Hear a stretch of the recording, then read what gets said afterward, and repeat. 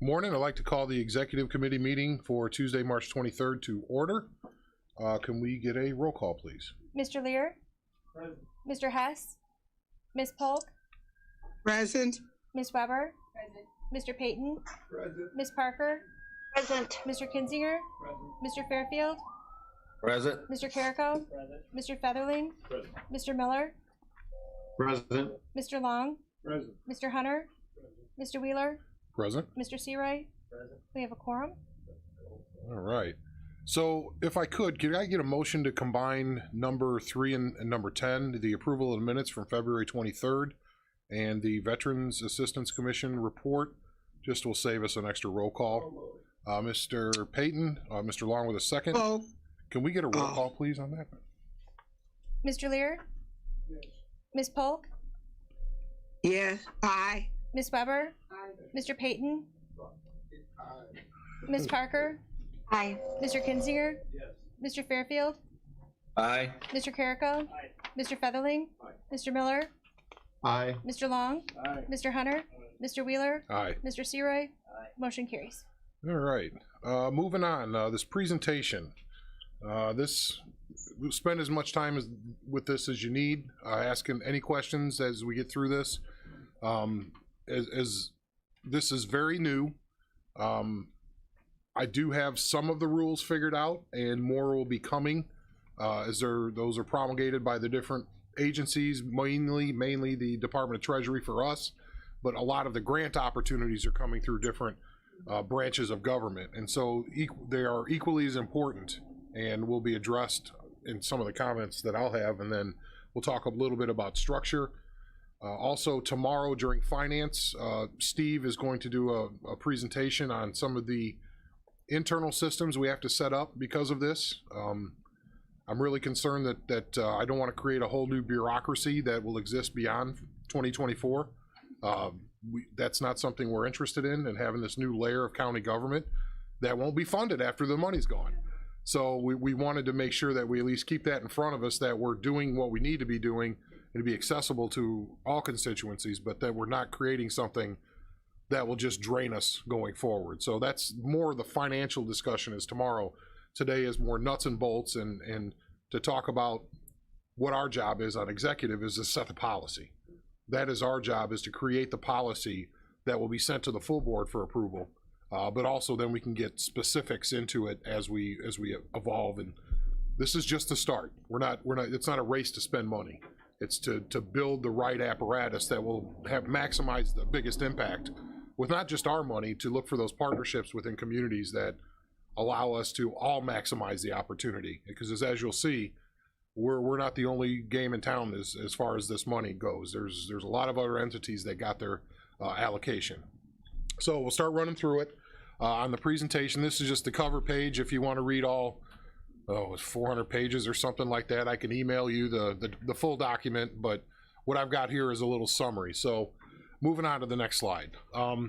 The rescue plan, I'm not going to go through it in great detail. The big part is $65.1 billion in direct federal aid for counties. That's administered directly from the U.S. Department of Treasury. Within 60 days, that allocation will be made. And so the action that I'll need from this committee and the board, and it'll be head nod today because I kind of didn't really even think about getting ahead of the game, but the full board needs to authorize me to sign that paperwork to allow the money to come. That's the only action we'll need on the front end. We don't need to submit a plan. We just need to say, send it, and we'll get it. And we'll get half this year and half next year. Is there a question on that, Mr. Featherling?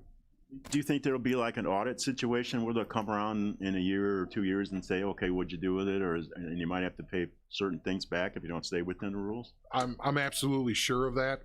It's pay it back after you're done. So after you spend it and you didn't do it the right way, it's pay it back. So we have to approach this as best in class, like we did with the CARES and Cures money from the state, which they used our way of documenting and accounting for this money as the example for all counties and entities that were doing it. We're going to have the same approach here. And if you think of it one way, if we are going to be engaging other entities in the community and granting them money, we have to basically deal with, in my opinion, and the rules aren't out yet, but it has to be this way, GATA certified entities, ones that have the systems in place, and we have to create our own grant paperwork, if you will. Almost like we have to take what we're made to sign when we get grants and create that for somebody else to have that audit trail. You just can't say, well, here's a chunk of money. There has to be that audit trail so we can go back, because in the end, and all the rules aren't out, but it stands to reason when an audit does come at the end of this, they're going to want to know, they're going to maintain what's going on. And I'm sure our external auditors will take a look at this, at the end of the period of the year. And I'm sure our internal auditor will want to check on things as well, and we welcome that participation. So there's a lot of checks and balances here, because if history's taught you anything, I think it'd probably be the next administration that's going to be investigating the places where it didn't quite go the way that it was supposed to. I don't see that happening in 2 years. That's probably 4 to 6 years when people start to say the dots didn't get connected. That was not a COVID use of the money. So that's that solves another series of questions that I was going to go through later for you asking that up front. This will have to be documented and have to be clean. There can be no non-specified use of this as per the regulation. So, and the systems, the things I'm going to ask this board for are going to be directly attributed to that part of the things. All right, moving on. Now the additional 1.5 for public land counties and all that, that's just highlighted on there because this is NACO's presentation. There's no significance to that. NACO was the main driver behind this bill, if you will. It wasn't the cities. The cities lobbied for their part of it. NACO were the ones who included all the public land counties where their source of revenue is from public lands, mainly that have been shut down. Some of the tribal communities, all of that type of stuff. But if you look at it, establish the vaccine plan, boost testing, provide rental, utility, and homeless prevention, financial assistance for individuals, expand paid leave and medical leave, all that stuff. Those are things that are kind of between the cracks that people don't realize that are there. They're just seeing that $61.5 billion in federal aid for counties, and I believe it was the same number for cities. So in totality. So we can move on to the next one. This is kind of the way it shakes out in a little graph. Basically, there's our counties, the municipalities below 50K got 19.53 billion. So that would be the ones that are here locally, and we have a chart on that coming up. So we can go to the next one. Basically, it's just a reiteration of what we just saw. The next slide, this was for your packet so you could take it home, kind of throw it on there, but the local governments, 130 between non-county municipalities and counties. So you see that's that number there. We can keep moving on this.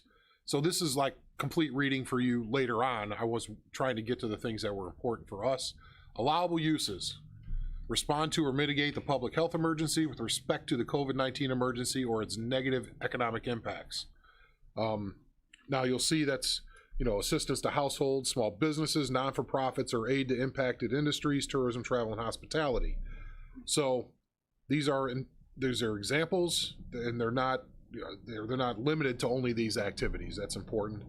Provide government services to the extent of the reduction in revenue or loss in online property or income tax due to the public health emergency. So that's big for us because we had a substantial dip in revenue and a lot of extra costs that were not covered under the first CARES program. A lot of federal revenue, all of the money that we had to spend in order to keep people here locally in our jail that had already been sentenced to DOC. All of that is recoupable under the definition we see. So, and just so you know, there's a clearinghouse where NACO is asking the Department of Treasury these questions. And so we're things just like what I just said about, unreimbursed expenses from the state. I've submitted that to them to ask that question. So there's specifics that I've saw that are unique to our situation here that I'm trying to get answers to before we plan for them. I hope that makes sense. And I don't know if the answers are going to be here because I'm sure I'm not the only one asking the questions. So, this isn't a big one here, make necessary investments in water, sewer, or broadband infrastructure. That falls to, and as I'll explain a little bit later, that falls to us, and also the state is getting a lot of money in that effort as well. I say we go for both. And I've already started that process. If in fact the board says don't do it, then we'll stop, but I figured better get moving before everybody else does. State and local governments, they can transfer funds to private nonprofit organizations, public benefit corporation, involved in transportation of passengers or cargo, or special purpose units of the state of local government. So that's pretty clear, though. We can transfer to nonprofits, but I think it's in our best interest to focus on those that are GATA certified, especially since that's the standard we're all going to be held to at some point. GATA means it's those federal standards that are now anything that's federal passed through the state. It falls under GATA as well. So it is the new standard, and I think we need to focus on that because there's others that can better explain it, and Steve should. But if they don't perform or have the systems in place that the state requires, I think that makes it tough for us to do business with those entities as well. Because ultimately, that's what we're going to be asked to conform to. In any issues from the Department of Treasury, any of the guardrails. States are not allowed to use the funds to either directly or indirectly offset a reduction in the net tax revenue. That's the one that I've heard everybody talking about. Hey, we're going to reduce taxes. It sounds good if you're running for office. It doesn't work because you'll have to pay the money back. It's specifically illegal to do this. I'm trying to read the rest of it. If a state violates this provision, it will be required to pay the money back. It's the same for us. If we do that as well, no fund shall be deposited into any pension fund. I heard that one quite a bit as well. Can't happen. That fail to comply with the federal law and regulated guidelines shall be required to repay the federal treasury. What they should put on there is after you've already spent the money. And so that's the last thing I would ever be part of is to having to, or to doing something now that somebody else would have to repay in 5 or 6 years or sooner. Because where do you get that money from? All right, so we can go on to the next slide. Funds will be distributed by the Department of Treasury. Deadline to spend the funds is the last day of December in 24. So again, it's a marathon, not a sprint. I'm sure there are things that are time sensitive, and I think that when we as this committee starts to think about things, we should look at prioritizing the time sensitive ones, maybe the direct help as soon as possible, and then go on some more of the longer range plans that we may have, things that have a long range and immediate impact, but could not be accomplished in a short amount of time. So we want to make sure we prioritize those, and there'll be plenty of discussion here about that. So again, they're required to pay the first tranche to counties not later than 60 days after reenactment, the second payment 12 months after the first payment. Cities are getting it via the states, and the Department of Treasury sending to the states and then to the cities. So they could get it earlier, or they say after 30 days after the state gets it is their rules. So the cities could be 90 days if they're behind, if you will. They could get them 30 days quicker than us. It's hard to say at this point. Let's see here. The next couple were somewhat related, but I'm just going over the highlighted ones, and if there's other questions after this, or you can always shoot me an email, give me a phone call, whatever. Local governments are required to provide periodic reports, as Mr. Featherling was saying, providing a detailed accounting of the use of funds. We are going to have those systems set up here internally in the finance department. Again, repay the equal amount of the funds used in violation. So, I mean, we could get the knock on the door during this, but I think most of it will come after it, if any history's been a lesson. $10 billion for states, territories, tribal governments to carry out critical capital projects. It's key because it's states, not counties. They're not giving the counties that money directly. Okay, so, but there is ways to apply for that money through the state. And so I would look at certain things, and we can talk about some of those early ideas later, but those are partnerships between the state and the county to get things done for a municipality. I think that those are things that we are definitely uniquely positioned to do, especially here in Kankakee County, with some specific needs that we'll talk about. But so we can go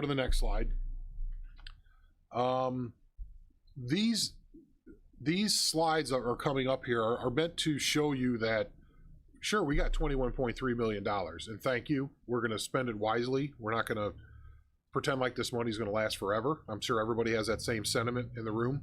But these are the other things. These are all the grants that are available. This is all the other money that is going to all the different units of local government, organizations, things that if we don't jump on this, that's the bigger piece of the pie, is what I'm trying to get you to realize. There's more out there in this kind of money than the 23.1 that we got. So the vaccine distribution funding, and then by the way, John Beavis is here, and he may have a good line of sight on some of this stuff when he gets up here. But this may be new to him too, because again, these things are just coming out daily. So that through no fault of his own, some of this, he's focused on vaccines locally. What does this mean to him? And he may have a better analysis, so we can ask him. But public health departments and community health centers, so they're going to be outside of what we get. That's direct to them. $7.5 billion of the $20 billion appropriated is for FEMA to establish vaccination sites. Now that, as it stands right now, that's probably not us. It's the big cities, mostly in those areas where there's a challenge because of access. You know, the equity part of it that we see with the United Center and things like that. Maybe that'll trickle down to us and they start having larger facilities in our areas. It's unpredicted right now. I would expect that to come from the state, not the feds, but you never know. So they're saying that we're counties, we play an integral role in the distribution of the vaccines, and so they're going to have direct funding towards that. Here's another one, the $1 billion for the CDC to strengthen vaccine confidence. Basically public relations campaign money. So I think we should go after that as well. That's part of the issue that I've seen as we look in the mirror of the COVID, what we've done in the past, in the past year, is there are some things that we could have done better. And so that's one of the things, is that continual flow of information to people from the county. And then the last thing, county officials and local public health agencies are trusted voices, often responsible for messaging vaccine confidence to the public. I think we have a responsibility to take up that mantle here at the county board side of things, the communication side of things. We will develop partnerships, we will work with people, we will help them support their communications programs, but ultimately, I don't want to let the world happen to me anymore in this aspect. I want to be able to help craft messages and get them out there to properly inform people. Okay, that's not being critical of anything that has happened or anything anybody has done. I just think it needs to improve, and I'm not the only one. So we'll talk more about that as well. Really, the next one is just for information. I didn't highlight anything on this one, so just go ahead. And this is all the Medicaid stuff. Again, testing, contact tracing. This is money for our health department. Public health workforce expansion. So we're going to go after money to maybe get John some more people. I'm sure he wouldn't argue with that. Any arguments back there, John? Okay, capital. I hear a capital project coming up here. No, who knows? I mean, but this is just the start. But I just want to let people know what's out there, because people may say, well, why don't you do this and why don't you do that? There's all these other avenues for those funds. And we're going to help them get to that place of application, and we'll talk more about that. Yeah, 7.6 for HHS to establish, expand, sustain public health workforce, community health centers. It's blue sky. We can create what we want to be the future as far as this type of response goes. And I'd like to have the board have a hand in that. You know, I think it's a part of our role and responsibility. So if we can kind of fast forward a little bit on this. This is a big one for me, and it's for a lot of people on the board that I've talked to already. It's substance abuse prevention and treatment, community mental health block grants. This is definitely something we're going to go after. I want to take a lead in this role as a county, because I think that we have so many different high-performing, well-intended and executing groups in the area, but everybody's kind of operating on their own. I think we can act as a cohesive factor if the county has a bunch of grants that we're able to utilize, if you will, to help create the continuum that the community would like to see as far as substance abuse and mental health. And I'm not talking about you know, the general what you think of. I'm talking about kids that are struggling with COVID, being out of school. I've seen it. I'm seeing kids that are acting out.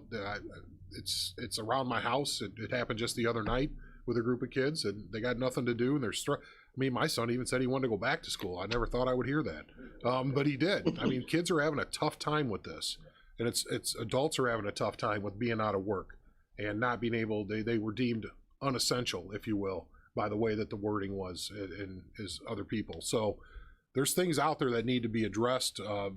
We're talking whether they're incarcerated, whether they're in the public, in schools, parents, kids, grandparents who can't see their grandkids. I mean, it's tough out there. I think that's part of the role that we can play here in the county, is to help be that central hub. And it's usually a lot easier to do that if you have it funded. So we're going to go after that. Overdose prevention, work with the sheriff, police departments, whatever we have to do, the coroner, to get that situation, because we've seen obviously a big spike in that during the pandemic. Let's see here. Nursing home strike teams provides $500 million for HHS to allocate money to states and territories to establish strike teams that will respond to COVID-19 outbreaks. One of the things that I asked the hospitals for is, and there's some that were around back when most people were in the community, but when the train derailment happened out at was it Birmingham Bolt at that point still? I think, was it Birmingham, or was it Nucor then? It was Nucor when it happened? Okay. Yeah, it was by Pharmafleet, but I mean the name of the factory had changed somewhere in there. But one thing that happened afterwards, they had a series of discussions, is that everybody was on their own radio system. And so they looked in the mirror and said, can this never happen again? Well, we need one system, and that's where CAMCOM came up. And that's where that came into fruition. They put all that together. I've asked the hospitals to kind of do that a little bit, and I think we're going to do it as well.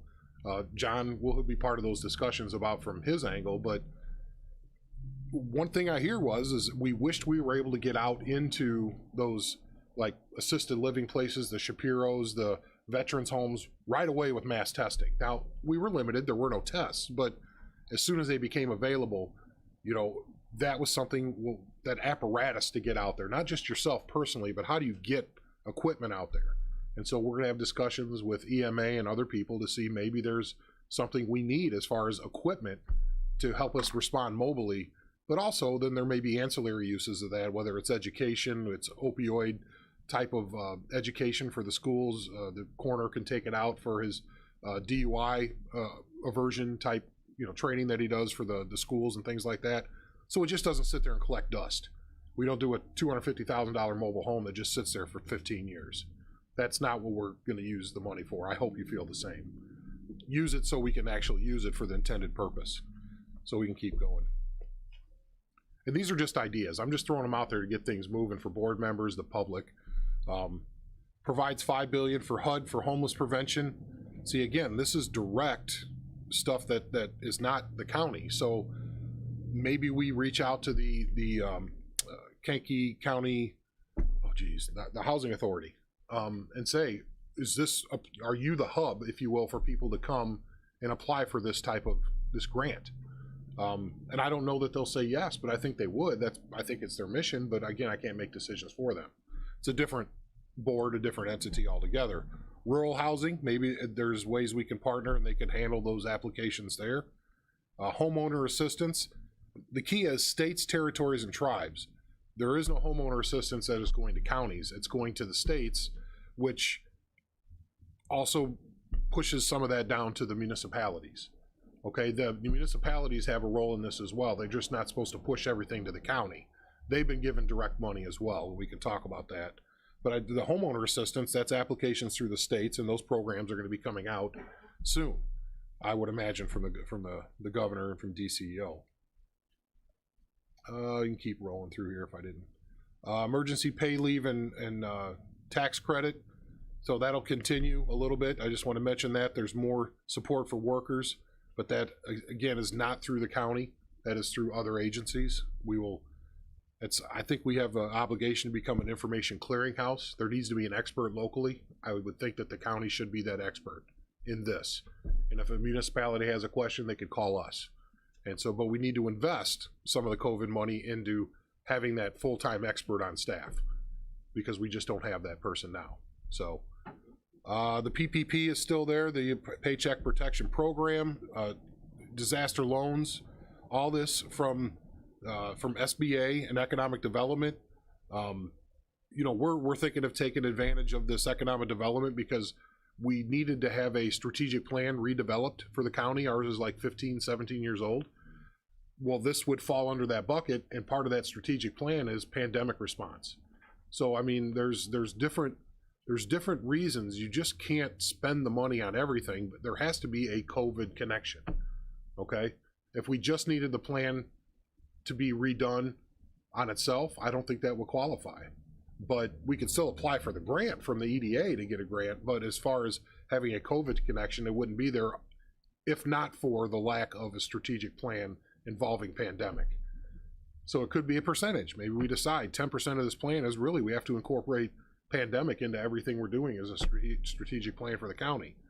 The infrastructure necessary to work from home if need be, which certain parts of our county do not have, especially those most disadvantaged economically. So we can go on from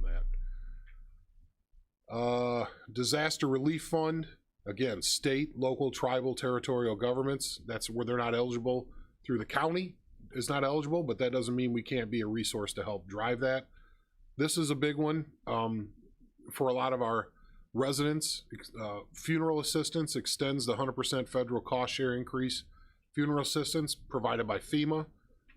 There may be, I don't have the total rules on this, but it seems like it might apply to our coroner who had to pay funeral costs this past year for a lot of indigent folks. He's getting together a list. I mentioned it to him. We're waiting for the rules, but I'm just throwing it out there. These are ideas we have. What about our funeral homes that were struggling this year because you couldn't have funerals? They still had part of their service that they provide, but the other part, which may be a revenue producer for them, was not realized. So is there a way that we can help them out by educating them on how to and helping them apply? I think about some of our funeral homes in Kankakee on the north side and also others in more rural areas who they probably took a pretty big hit. So again, firefighter grants, EMA grants, safer grants. I mean, all of these things we want to be helpful with, but it's not up to us to fund all of these fire departments and all of these other ones. I think it's up to us to help them get the money that's been put out there. And by the way, if we can partner with them on something else, then that's cool too. But not necessarily to be the only one that's handing out money in the county. Let's see, funding for pollution and disparate impacts of the pandemic. I think about some of the concerns on the north side of Kankakee where there used to be a lot of chemical plants. Could we get groundwater testing? Can we get groundwater testing in Hopkins Park? Test the chemicals in the water based on this. We all know the alleged stories of people just burying barrels out in rural eastern part of the county in the ground. I mean, Not alleged. it's not alleged. It actually happened a few times where they've caught it, but it's there. It's there. So maybe we need to, we have the ability to have water tested, and people can get water tested. The health department has those kits, but maybe we need to have something a little more robust. Well, why not? We hand out free kits to everybody out there and have them bring in water samples. I don't know that this is what we can do, but that's the way I'm thinking about this stuff. It's a COVID thing, because if you're stuck at home being quarantined, how do you go out and buy more water? Seriously. I mean, it's especially if you are severely at risk, it's like, okay, I'll just drink the water home because I don't want to go to the grocery store and be exposed. So it's just some thoughts that I've been having up front. Yes. We're saying all this positive, cool stuff and everything, but we need to realize that this is only going to be good till it's gone and the money's gone. So Right. if we start doing programs with fire departments, taking wagons out with water and testing chemicals and setting up labs and doing this stuff, the next year is going to come and you're not going to be able to come up with that money. It's going to be a lot of money. Oh yeah, I agree. This is creating a big boost for the economy. I think that's what they're looking for here too, but I think we really need to improvise to the public that this is a one-time shot. This is not going to be forever. Right. So we have to watch it. Sure. Mr. Lear. I applaud a lot of the ideas you come up, and I particularly like your comments in regard to partnerships. What I'm hearing, and it kind of piggybacks on what John's asking, is in creating as many partnerships as might be implied by some of these remarks, we may get to the point where we're thinking we're going to need additional staff resources just to work with these partners, yet those almost need to be temporary positions, because in one way those partnerships could continue, but not with the same level of resources unless the federal government decides to continue to be generous. I agree. So it's going to be tricky creating an infrastructure as far as the partnerships. I would agree. And as we talk through this over the next few executive committee meetings and create those, I want to say, lanes that we're going to operate in, some of that the hope is that, or actually the mandate is to get it fleshed out in those discussions. You know, what is something that will make the county operate better, less expensively, more efficiently for the public, that has a COVID impact now, but also would be able to be realized into the future. Exactly, it's just self-sustaining. So if it is an infrastructure cost that allows people to feel safer in the courthouse, as an example, and we put all the things in the air handlers that zap all the contagion, that's a legitimate use of the money. You know, because we had that, and solves an immediate thing.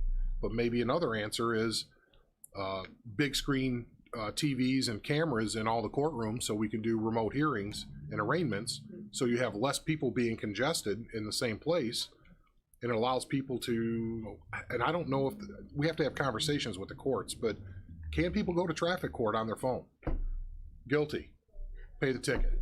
You know, seriously, I mean, how many, or not guilty, I request a trial, you know, but again, you're not having 300 people in the courtroom at the same time. Yep. Every day I think this gentleman comes by at this time. My office is right here. Anyway. So anyway, I think I do appreciate those comments, because again, you could build a bureaucracy that's unfunded after the end of 24, and that can't happen, because we will be back in the same financial boat as we are now, unless there's massive revenue increases, and I don't see that happening. I mean, you know, I would hope so, and we're going to work towards that, but that for this amount of money, this will never happen again. Never happen again. So at least in our lifetimes. So frankly, I hope it doesn't, to be honest, because I don't want to go through COVID ever again. Yeah. Yes, sir. I don't want to take too much time in the meeting with this stuff, but we should try to put together a committee to come up with projects that could be self-funding at a later time, you know, like they can produce and can sustain themselves after that. Sure. At a certain rate, you know. Yep. And like Steve is saying, we can't go around and hire a bunch of people and say, hey, in a year from now, we're letting you go.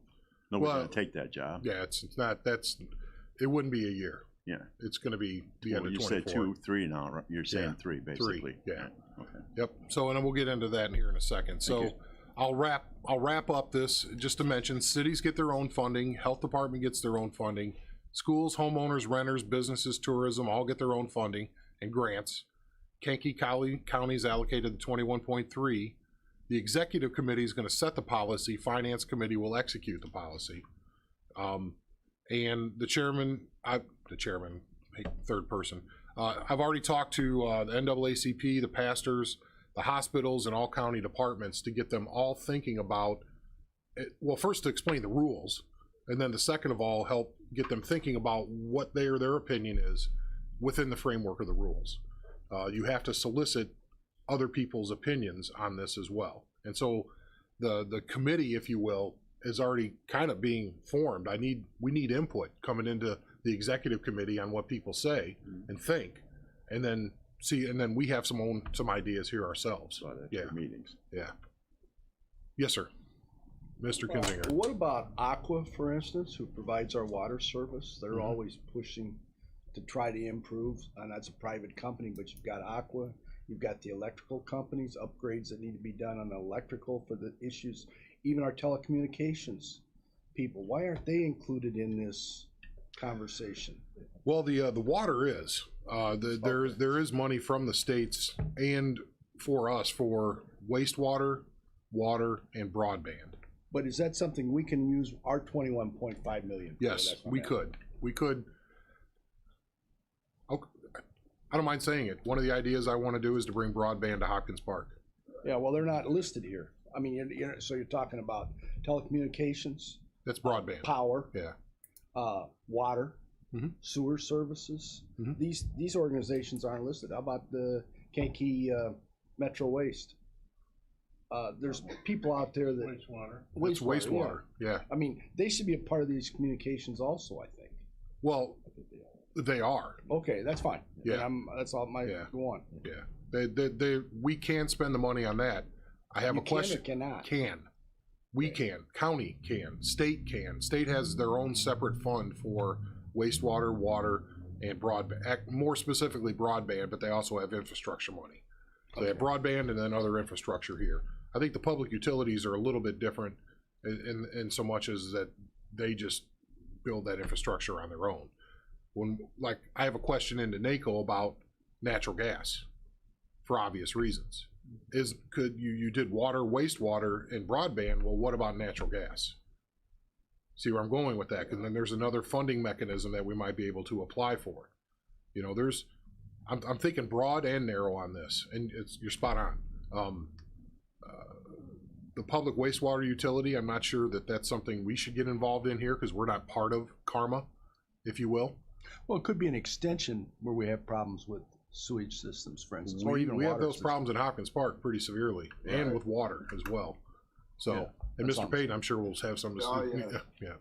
So, did you have something, Mr. Hunter? Yeah, Ron, and if you did want to participate with Karma, quid pro quo is Kankakee, Bradley, Bourbonnais, They're all Roman part- Park are involved in that. Yeah. Kankakee has 4 votes. If you were to do that, you'd buy another seat at the table. And that's been some discussion for some period of time. Yeah. But I'm not sure that's a priority for us. Yeah, we'll let them work through some of their own issues right now. But I think that if that was something that was asked of us, this board would have to make a decision. I don't know if that offer would ever come, but the county would have to have a vote if we were going to actually support anything to do with wastewater in the area. Yeah, but again, all good questions. And more of this, as I find out information, I'll be sending it out to everybody. Because really, I would say probably 10% of the rules are out there. They're all being promulgated right now. I'm just telling you what I know, and I don't want to guess at the others. Yes, sir. Yeah, I wanted to just compliment you on pulling this stuff together and citing this on the agenda. But I would appreciate, and I know that what you've indicated regarding the executive committee and finance, I like to see ongoing periodic meetings to further discuss these matters as they go. Mhm. And I agree. as they evolve. I agree. And I do appreciate too, you reaching out to community-based organizations, as you've cited NAACP, Hispanic Partnership, et cetera. Yeah. So the list goes on. So thank you. Yeah, we have to do that, and we want to do that. Oh yeah, yeah. So when we Yeah, there's money talk left. about, sorry about that. It's okay. Don't make me come back there. So when we talk about this, know that there's more to come. There's a lot more work to go. This is just the start, and I'm trying to get everybody at least focused on what the guardrails are, and then to say there's some things I think we need to do now in order to be set up to make those other decisions down the road. Some things are obvious to me and others that I talk to. The first thing is we got to go after the grant money. We have to. And I think that person needs to work for us and only us. Now, that doesn't mean they can't find grants and use a communications person to disseminate and educate our other communities in the area and these not-for-profits on what's available to them, because they may not know how to write grants. Maybe they do know how to write grants and they just don't really have their arms around everything they could be doing. So we can use this money to pay for those positions. It's one thing that I did get. So why not maximize our opportunity. You know, the city of Chicago is going to have 20 people on some high rise somewhere doing this every day. They're going to go after every piece of grant money from the state and the feds. So if we have a grant writer, Not yet. you know, Well, use that word. I'm trying not to make the decision for everybody, but in this one, it's like fish in a barrel. It's too easy not to go this route. I want to be able to post these jobs, find the right people for when the full rules come out here in the next 15, 20, 30 days. Then we'll know exactly which position that we need to plug them in the path forward. But the need is going to be there. I mean, it's obvious. They've already, if you look at all these grants, it's just exponentially more than we've already got. And we can be a true hub for the county of this kind of information, which I think is probably our role.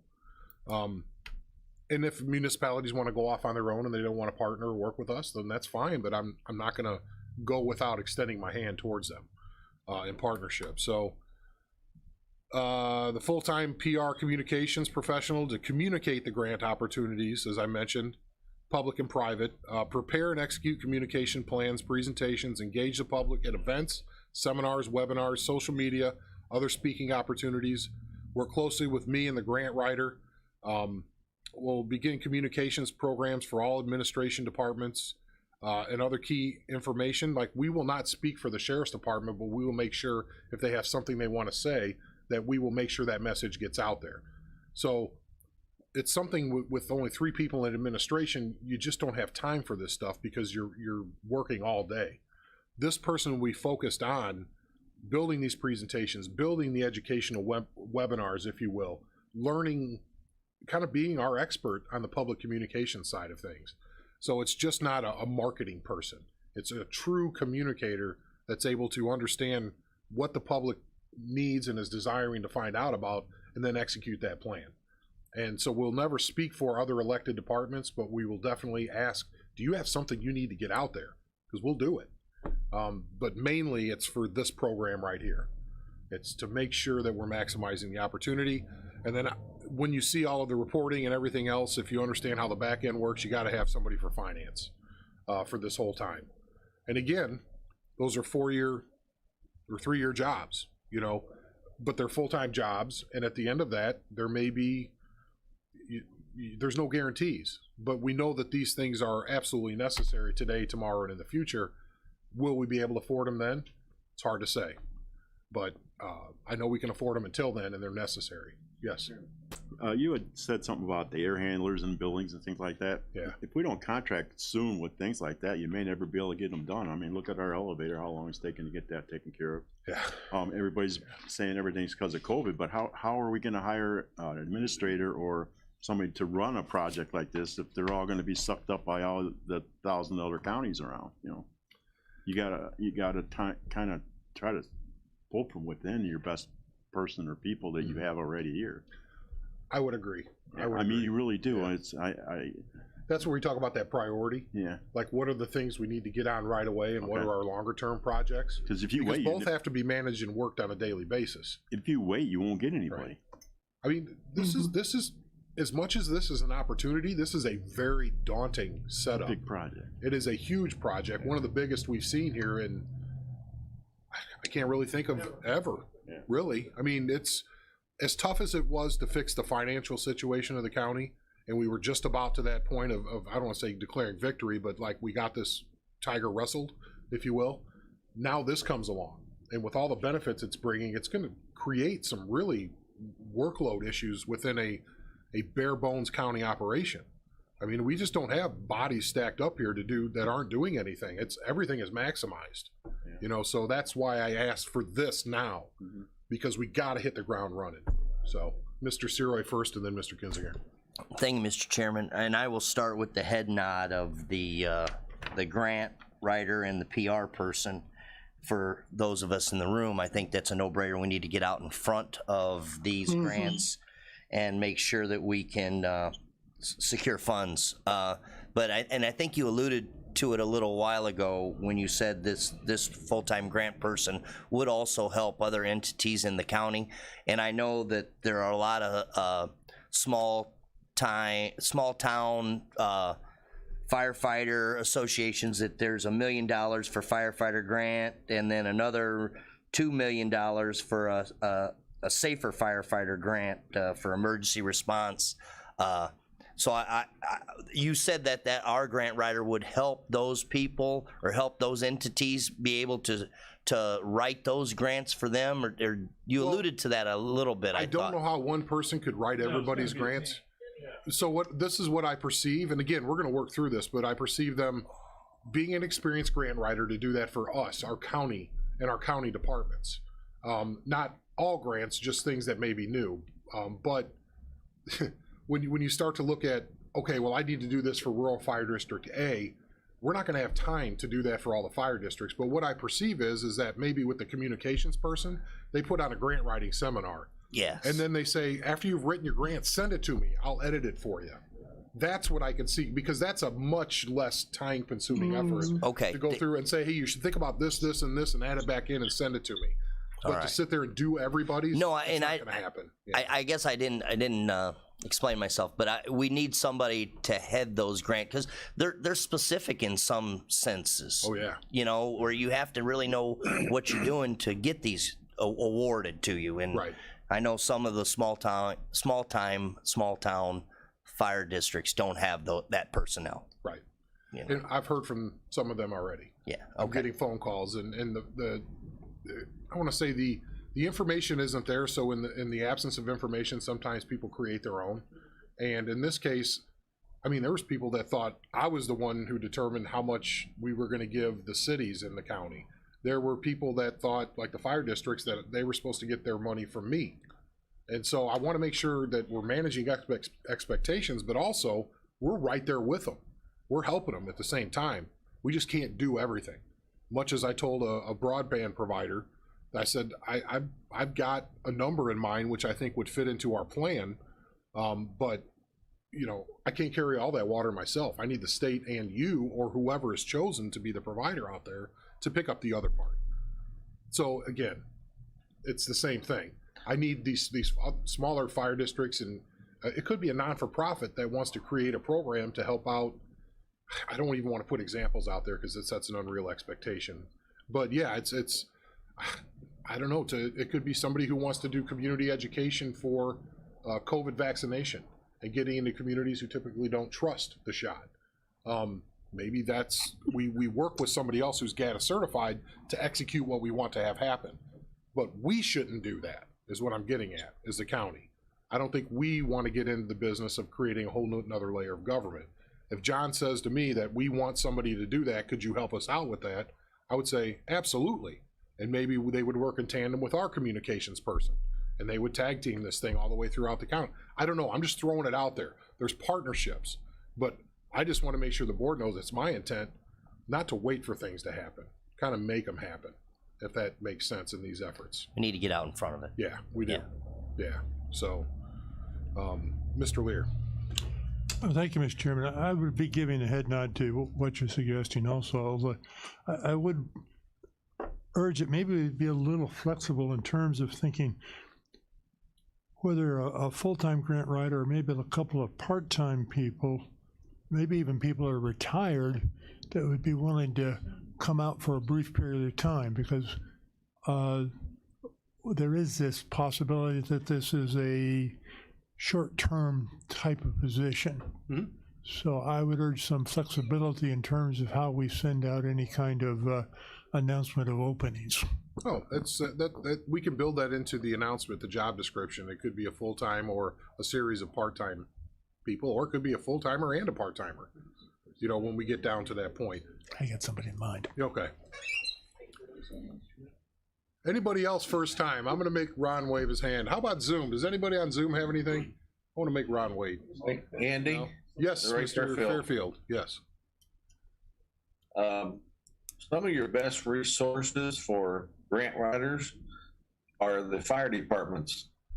They are doing that all the time, and they would probably have a lot of people with the fire departments, the rural ones, Mm-hmm. the city or whatever, that have a lot of experience in writing grants. So that might be a resource you would look at for finding someone to do some of this stuff. Sure, absolutely. You know, and Steve, and to Ray's comment, it just occurred to me, I don't ever want to get into the situation where it's a part-time person and they're saying, I'm just overwhelmed. I've got all these different people that want grants in Kankakee County. I can't get to the county. And I forgot about that angle. If captive means something in this, they only respond to the direction from us. So again, it could be we have a part-time arrangement, but they can only work with us locally. You see where I'm going with that? Yeah. Because I don't ever want to be No. second in line on somebody's Yeah. priority list. This is too important. Yeah. Okay. All right, good deal. Any other thoughts? And I have spoken with some other people in other communities. They like the idea of partnering on this stuff. You know, things that are broad. Mr. Kinzinger, did you have something? Anybody else have anything to say? Two comments. One, thinking like a contractor, I am certain there are grant writing companies with expertise that have associates working with them that can do 7 or 8 grants at a time, or 10. So think about that. But the other comment that I want to say is this conversation reminds me of conversations I had with prior board chairman when we had a gift called sales tax that was ruled illegal, and we spent all the money and we created a disaster for those of us who followed. So there's a tremendous risk in taking this $21 million and not giving it serious thought about being self-sustaining. And that's my only comment. I agree. Absolutely. Absolutely. So a lot of these grant positions are things that are associated. Let's just say it's a grant to help the courts get back up on their feet and keep the cases moving. Just like I see you throw something out there. Those hires are for the term of the grant, and that's understood when that happens. And the projects we do have to Bingo. be self-sustaining, but they can't continue without continued money. Exactly. That's our job. Right. Our So job. so you're basically saying don't do a bunch of bonds along with this money and then have. Unless there's a program how it can self-sustain. Right. We just have to think about long term. Gotcha. Only I think we're in comment. the same place there, and I haven't heard anybody say anything different, to be honest. The most people in the county government realize that this is going to stop, and what's the maximum impact for the longest amount of time can we use this for? And so those will be hard decisions. I'm sure there's going to be immediate need for people to get well, if you will, through workforce development. Maybe they were non-essential and they want to be essential, or just all different types of combinations of these things that we could do through the workforce board, grants for people, kids that basically spent their senior year online, and so they need to bridge a skills gap in order to be employable because they weren't able to get out to work that job in their senior year. I don't know. I need to have those conversations, and today's the start of it, not the end of it. So with that, when I had another document here, but I was just gonna. Yeah, funding recipients from the states will set aside 60% of their allocation to assist homeowners who make less than 100% of the local or national median income. That's the states. So once that's promulgated, maybe that, again, would be through the housing authority, but maybe we can help arrange that. The broadband funding, there's something specific for schools as well to increase broadband and connectivity with their students. Healthcare funding, there's a lot there. You know, I'm just going through another sheet that I have here. The funeral expenses I mentioned. Restaurant grants. This would be a great webinar for us to put on locally, or seminar, as it's allowed through social distancing. But $28.6 billion for restaurant revitalization fund to be administered by the SBA. So maybe we can partner with Ken Kreit out at KCC. I think he's still doing SBA. Is that? I haven't been out this. I can't remember. Last I talked, it was Ken. He's an old friend, but I haven't talked to him in a while. But we do something with them to help target on how we could help local restaurants have access to that money. It's interesting that the ones who aren't eligible are the restaurants that have more than like 20 locations, which is all the corporate ones. I know it's fine, but I'm sure they didn't do very well either. But the mom and pops are the ones. It's been the other way around for years. Mr. Chairman, I'm sure that they didn't do as well as they usually would, but our smaller businesses and mom and pop stores that sweep the place up at the end of the day and also Yeah. sit down and do their own books. They need a lot of help, and Yep. they should get the majority of that support. I'm highly in favor of that. Yep, that's where it's at too. So the economic adjustment assistance, hard hit industries, tourism and travel, they've all got money directly.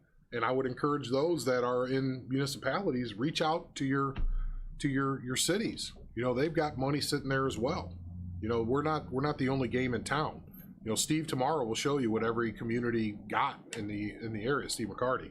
So they will be able to step up and should, in my opinion, to some degree, whatever level they find on their own, if they have those means. You know, Cabery didn't get 2.3 million, you know, or what did Irwin get? 10,000, I think. But it's based on population. But there are some communities out there that got some substantial money, and I think that, you know, knock on their door as well, is what I would tell people. Transportation, I think we went through everything. So more to come. And like you said, there'll be a lot of discussions in this, and we may say, you know what, we need to break off into 4 different subcommittees. One is for infrastructure, one is for information. You know, we'll figure out what that is as we go. I have ideas, but it's this committee's decision. So I'll be talking to you individually on ideas and all of that. Just make sure that if people, you know, contact you, you know, you're familiar with the guardrails here on this program. Tell them it's got to have a COVID dotted line. It has to have a connection. It can't just be we need new streets and curbs and gutter. Okay, that's not a use for that, or allowable use. You'll just have to pay it back later. So if you want to have 0% financing, I guess maybe do it that way. But so, all right. Well, that's all I had. If there's no more questions, thank you. Thank you. Thanks. Thanks for your work, Ian. Yep. A lot more to come. As I was telling some of the board members, I seem to have become a very popular person in the last 2 weeks. I get a lot of phone calls. So that's why I'm growing the Santa beard. All right, moving on. County code modification to address electronic attendance in meetings. Legislative. Oh, No, Steve, county code I first. apologize. Steve, why don't you do, I forgot, legislative, I skipped that, sorry. Thank you, Mr. Chairman. Yesterday, the chairman, myself, and John Coughlin from the State's Attorney's Office attended a UCCI webinar. The main focus was a reapportionment. There was a little bit of information given on some of the bills that are before the state legislature that could impact counties in particular. Most of them are the kind of bills that come up all the time, and they really don't end up getting anywhere, like a bill that's going to replace the coroner with a medical examiner. But if it's there, it could pass. There's always that kind of danger. There's a bill that would put term limits on county board members. But once again, just because it's a bill doesn't mean it's going to pass. An essential bill that is before the state legislature deals with 911. We have only an indirect interest there, but it is definitely an interest that needs to pass this session because that legislation that currently exists sunsets, and so that's something that 911 I'm sure is following closely. In regard to reapportionment, because I'll move on to that, I know we've spent a lot of time appropriately on the rescue plan.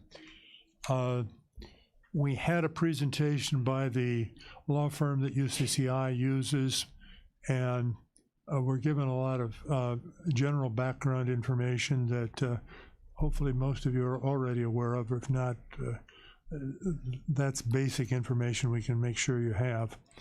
I think the two most important things that I would call attention to is it does appear we're going to have to move ahead full steam on creating the map that will be used, even though we may not have full census data until September. The current legislation, and apparently at this point there's no clear evidence that it's going to be changed. The statute requires that by our July 15th board meeting, we have to have a map that we present. And so the chairman has a committee working on that, and we we'll be proceeding on that. We have learned that, of course, as I'm sure all of you know, population is the key factor in terms of drawing districts. You need to have equal districts in population.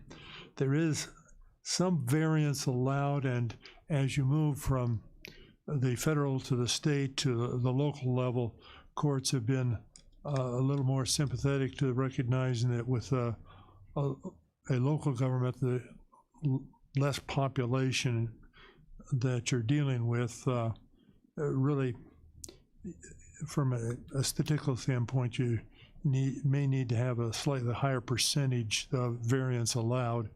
And so it appears that at the local government level, there may be a variance of up to 10%. So that will be helpful to the committee. In addition to population, however, there is the issue of vote dilution in terms of majority-minority issues, and that is something that is a federal standard that we do not want to lose track of. If we had not acted fully by October 1st, for example, and the current statutes still apply, why by October 1st, we'd have to have an at-large election for county board members. So I think most of us would want to avoid that, and I think the public would want to avoid that. It'd be very difficult for the public to make decisions. I'm old enough that I can remember back in 1964, it was, I think the first year I voted even, we had to vote at large for the entire General Assembly in Springfield. It was a disaster, you know, trying to make decisions on that many people. So the fact that we are on top of this and we're moving is good, and I think we have some valuable information that will help us make the proper decisions. Thanks, Steve. I was on that call, as he mentioned as well, and there's just so many ins and outs to this, but we are going to start with the committee side of the redistricting committee. There are things that we have to decide up front that allows other work to happen. Those things are mainly, are you going to do single or multi-member districts, and how many?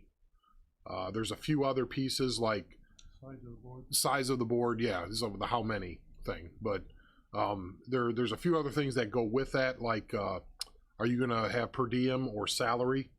I'm not going to advocate for either right now, per diem, but sorry, subliminal man. A salary means if you show up, you still get paid. If you don't show up, you still get paid.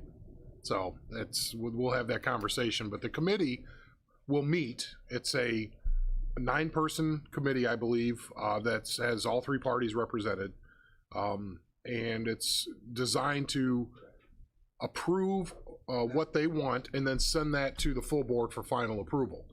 The first step, and there'll be weekly meetings, and this is going to kick off here hopefully in the next 3 weeks, is to get the redistricting committee done with the things that need to be done, so that allows us to start drawing different versions of that map, whatever they've decided. And then I think that they'll also, one of the things they have to decide is are we going to spend the $13,000 to let people draw maps for a week, you know, locally, or are we going to provide the paper templates for people to draw maps and then submit them, and if they're viable, we can map them on the system. So it's either way. We could email people the forms and they could scan and email them back, but we don't want a protracted 2-month effort in this. We need to make this more compact so we can get the ones that are viable.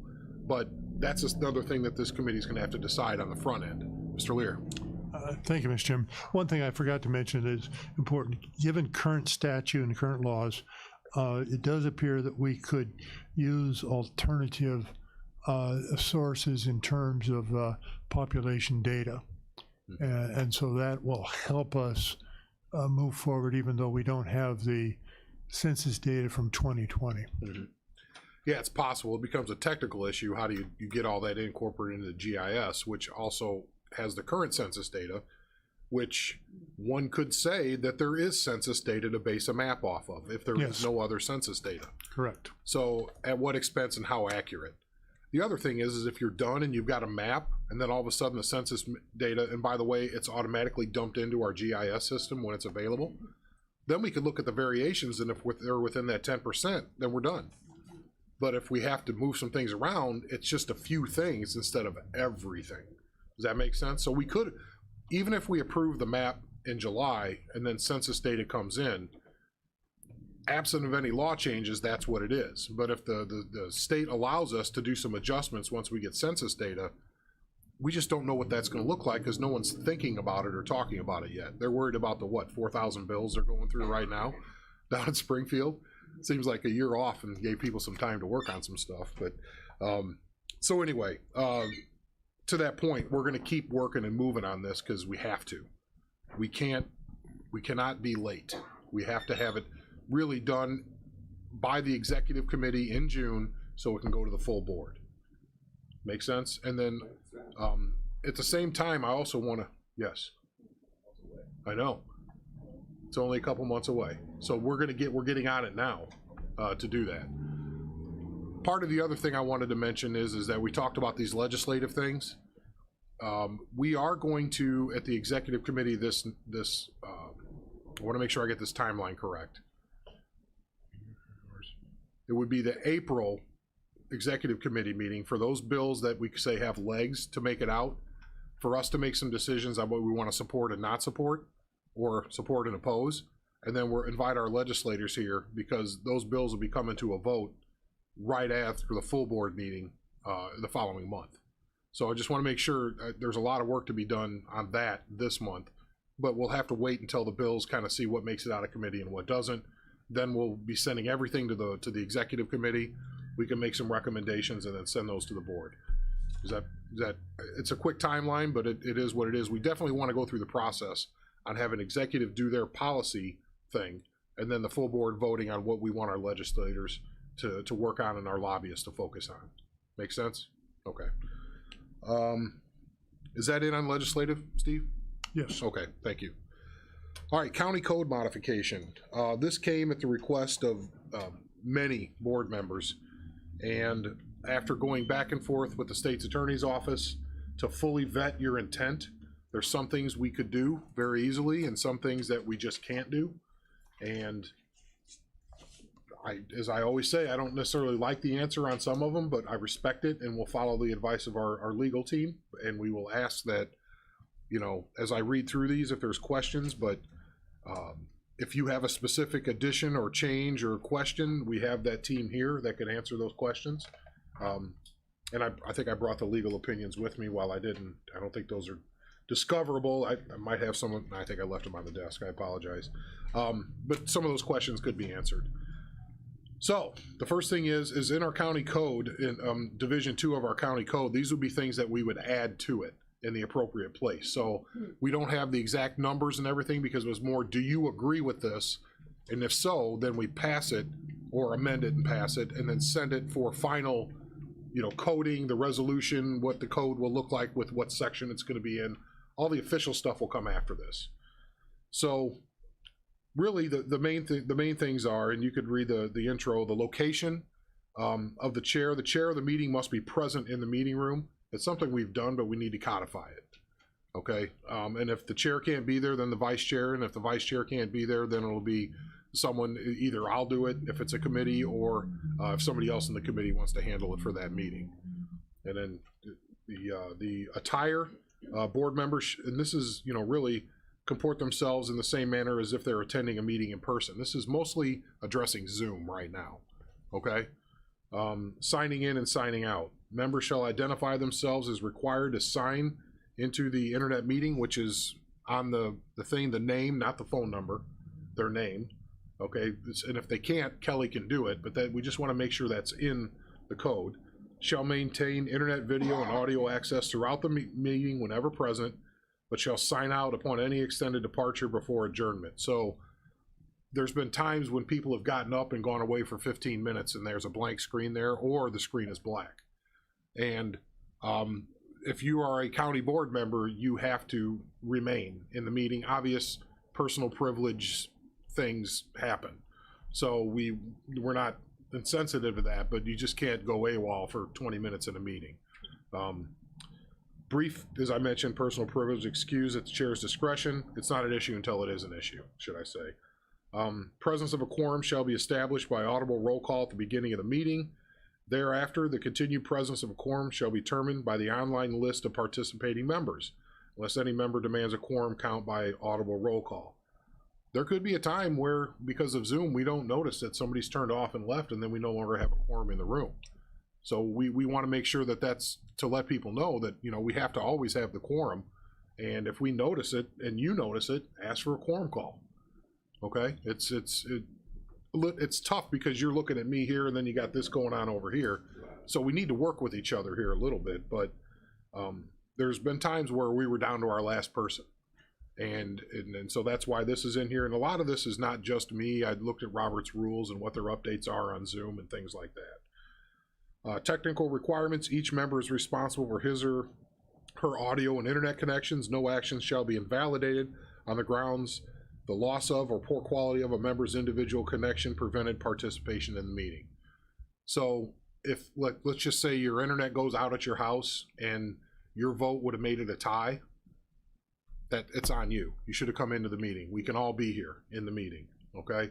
That's what I'm talking about. It's not, you know, we're gonna disconnect Zoom because we got some opposition on Zoom. That's not what we're talking about. What we're talking about is it's on you to maintain your connection. If not, come in here. We're still in a pandemic, okay? We still have to deal with the executive orders from the governor. When that changes and OMA exceptions are either continued through official action from the legislature, which they're actually looking at doing, that's one of the bills out there, or we you know, things move forward and we can all come back in here, you will have to vote to let somebody into the meeting remotely for specific reasons, and that'll be addressed later, but not now. Now's not the time because there's still the executive orders out there. So the county code suggestion that I have at the end is for when things go back to normal and we're not under an executive order. Forced mute. The chair may cause or direct muting of a member's connection if it's causing undue interference. It's kind of what Kelly does on her own. When things start going, she'll hit mute. We definitely want to say, point of order, I can't hear. Please let me know. We'll mute that person, but it's very important to look at the last line. Nothing in this section shall impede the board member's right and obligation to vote and participate in discussions or debates. So we will mute them so we can do the business, but come back to them if for a vote or comment, okay? But we just can't, we needed something to codify that because we're not just silencing people. You know, we cannot do business with dogs barking, people talking on phones, other people walking into the room, getting up, walking away, dusting, cleaning the room. I mean, it's gotta stop, okay? It's distracting and it's embarrassing, frankly, when that keeps happening over and over again. I hope we don't have to do this anymore. I really do. I hope coming back in the room negates a lot of this, but we can't, how do we put this? We can't vote to keep somebody out, like not let somebody in, okay? They have to be able to, because of the pandemic, they always have that right to zoom into the meeting. We prefer that they were here. We can all be back in the room safely. Anita has researched that. What's the number, 37 for this room? It's on the door? Yeah. Okay, 37 people can fit in this room. So when we have a full board, everybody will have to wear the mask next to each other, okay? And I'll be doing that when I'm not 6 feet away from somebody else here as well. But for committees, we should be fine the way we are. So again, 37 is a mask. We can come back in the room. I encourage everybody to do so if you feel safe. It's your decision at this point. When we go back to normal, then we will be able to vote to allow people in remotely. And so if you have family business, a funeral on the other side of the country, we can vote to let you in to the meeting. And I can't think of an instance where we wouldn't, because technology is such that maybe they'll relax open meetings where you can just do it all the time. I hope not, because you get a lot more done here together. I think that's not a good way to do business in government, but that's not my call. Assignment to the floor, seek recognition by the chair. A member shall orally petition the chair to raise their hand. It's tough. You know, we said just say your first name. You know, like Mr. Chairman, Polk, or you know whatever is Miss Chairman, Mr. Featherling. Hey, you. Okay, we all respect each other and we all like each other's company, so it's not like we're going to be a stickler on this. But some people may say it at the same time. Kelly writes down the names, and she's really good about reminding me go back to this. Except for Ron Kinzinger, I told her don't write his name down. But besides that, no, she's really good about that and making sure that I keep coming back. Mr. Seroy? Thank you, Mr. Chairman. On Zoom, in the participants section, if you pull up there, you can raise your hand electronically, Right. and then Kelly could give you the name and then recognize that person. I don't know. We haven't really had a tutorial on Zoom because we kind of got pushed out of the room before the whole thing started, and everybody was kind of learning on their own. Yeah. So that's one thing that if people don't know that, they're in the participants section, you click on that and you can raise your hand. And please forgive us if we don't see it, because it's a little hand that comes on our screen here. It's like this little, it looks, this big from where I'm sitting. It's like a high five. Yeah, exactly. The hand will pop up. If we don't see it, say something. Okay, also realize that if we've muted everybody, we'll unmute when it's time to vote or whatever else, but you may have to unmute yourself too. So there's been people that have gotten upset with us, board members, that we're not letting them vote. Well, they have to unmute themselves. Okay, we can only explain that so many times. So I think we're getting past some of this after a year, but I just got to circle back because it seems like we're backsliding in some cases. I want to stress again, you have to be on screen to vote. Okay, to be present in the meeting, you got to be on screen because we have to see that is you voting. That is you saying that. Especially when we start talking about executive sessions, that's a really kind of iffy situation because we don't know who else is in the room with you when we're talking about complex legal matters. We have to have trust in each other that we're not going to violate that covenant. Okay. Interrupting a member who intends to make a motion under the rules may interrupt a speaker. The point of order, point of personal privilege, that kind of stuff is always in order. And I'll understand there may be people talking over each other because we're dealing electronic, and I'm sure other chair people of the committees will realize that as well. Try to handle it with grace, but at times it feels like the no pun intended, the loudest bark is the dog that you pay attention to. And in this case, it seems like the voices get raised and we start escalating the volume of the conversation. So let's just be respectful of each other. And then again, executive session, as I mentioned. Now this is for post-executive orders. So we'll figure out how the SAO could somehow tweak this a little bit, because there's what we're doing now, and then after the executive orders run out, this next applies. We have to vote to let people in. And as I remember, that's not part of our code right now. Is that correct, Terry? Right now, If you could, we got to have you on the mic over there. I'm sorry. Could you introduce yourself to the committee, please? my name is Terry Gowdy. I'm with the State's Attorney's Office Civil Division. I took over when Nancy was appointed judge. When you're talking about voting to let people in? Yeah. Okay. And so that right now is contained in,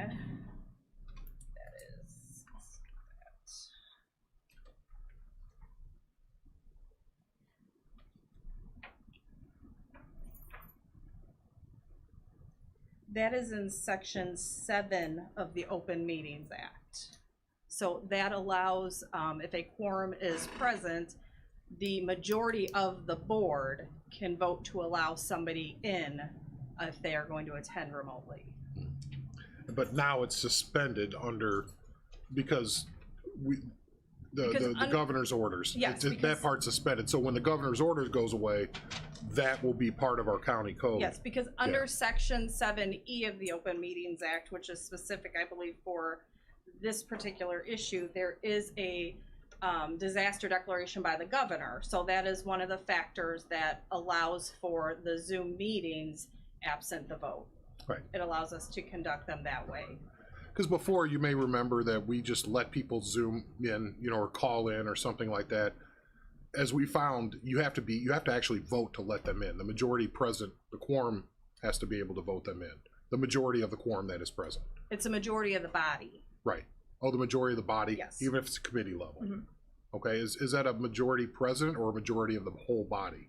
No, the statute specifically says that if a quorum of the members of the public body is physically present as required by section 201, a majority of the public body may allow a member to attend. Okay, perfect. That should give us, does that make sense the way that she said that? Okay, just want to make sure we're clear. Because sometimes it's the other way. Right. You know, and so in this case, it's pretty specific. So as we get more used to doing this, because with technology, there's no reason why we shouldn't allow it to happen. But I think the goal is to, you ran for office to be a member of the county board, and we meet in this room. That's kind of the gist of it, but life takes over sometimes. So we want to be fair. So first of all, is there a motion to approve these to start with? Mr. Kinzinger, thank you. Is there a second? Polk. Ms. Polk, give her the second, and let's go into discussion. Thoughts on this? Is there something in there that you're wondering why isn't it there, or should be there, or anything? Yes, Mr. Featherling. Proper attire is kind of a strange word. Shirt with a collar and buttons, is that? No, I think you No. can't go specific on that these No? days from HR perspective. It's just, that's more of a reminder. I don't see how we could police that. I don't like your shirt. You know, I don't, but it's just a mention that we've had some cases where, you know, things could be deemed not proper. You know, I just want to remind people, pajamas. That's not proper for a county board member, but I can't pass that judgment. I'm just trying, if it's there, maybe they'll realize that and somebody would make mention of it. You know, I mean, just because we're at home in a meeting doesn't mean that we shouldn't take this office seriously and professionally. And I'm trying not to single anybody out, but that question led me to that. And it's other things that have gone on. You can't have a dog barking for 30 minutes during a meeting. I'm sorry, it just can't happen. Because we can't do business. So if we mute you, we'll come back to you for the vote. But we just can't be interrupted, and we're not trying to silence anybody, but respect your peers, please. And the public who put you here. So, any other thoughts there, additions? You know, remove something, anything, you know? I'm trying not to overstep our bounds. There's people that are advising us that are trying to have me not overstep our bounds. Save us from ourselves, so to speak. But it gets frustrating when you do things the right way and you kind of go sideways sometimes. So, all right. Will we have a motion in a second? Roll call vote, please. Mr. Lear? Aye. Ms. Polk? Aye. Ms. Weber? Aye. Mr. Payton? Aye. Ms. Parker? Aye. Mr. Kinzinger? Aye. Mr. Fairfield? Aye. Mr. Carrico? Aye. Mr. Featherling? Aye. Mr. Miller? Aye. Mr. Long? Aye. Mr. Hunter? Mr. Wheeler? Aye. Mr. Searoy? Aye. Motion carries. Thank you. And we'll talk to the SAO about that last item. There may be a way that we can incorporate that thought into, you know, in absence of a executive order, an emergency, whatever else, this is the rule for whatever. We'll figure out the best way to incorporate that in. All right, moving on. Information services, Kevin, do you have anything? Is he here today? Yeah. Oh, sorry. All these people in the room, I couldn't see you. Sure, yeah, if you got anything, yeah. Excuse me, I'll keep it brief here. I know the meeting's gone on a while. As usual, we're on budget. We've got a lot of projects going on. I usually keep the chairman abreast of what we're doing, or he specifically will come with a request for something that he wants researched. Since we're speaking about COVID-related items, the one thing I want to explain to you is, as of last year, and I believe it may end up being done the same way this year, is we've always maintained that we're going to stay on budget from the budget you give us. That's why we don't come back and ask for additional funds, because we're IT, we'd always want additional funds for something. So we try to stay on budget unless you specifically say, here's another project we want to do. We'll tell you how much that costs, and that's how that goes. We were on budget and actually slightly below budget last year. But because of, and the chairman knows this, and the finance director, because of how COVID funds were released last year, you had to spend over your budget to get the funds. So we spend tens of thousands of dollars to purchase things like laptops so we could send the people home, for VPN so people can remote in. We spend tens of thousands of dollars. I want to remind you, we came to you, so you guys did know about those purchases. But at the end of the year, I received two items. First was my report for year end showing before those adjustments are made, and it shows me under budget. You don't ever see that. And then I see the one that's going to be after they make the large adjustment. I want to make it clear, we did not go over budget. That's how the COVID funds had dictated that you had to perform to get those funds.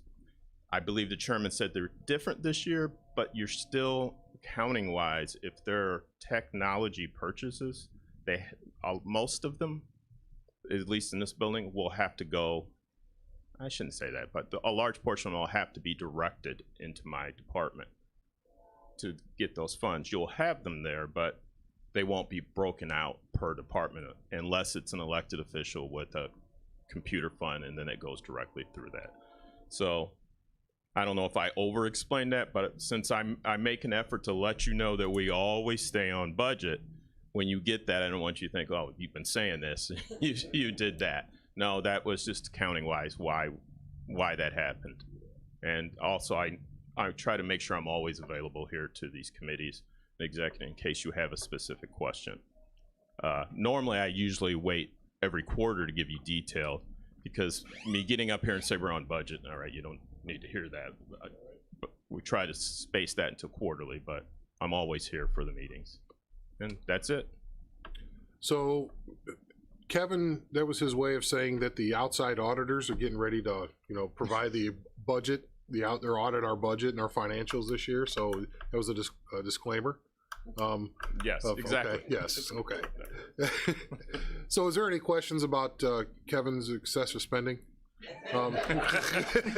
Please don't say that.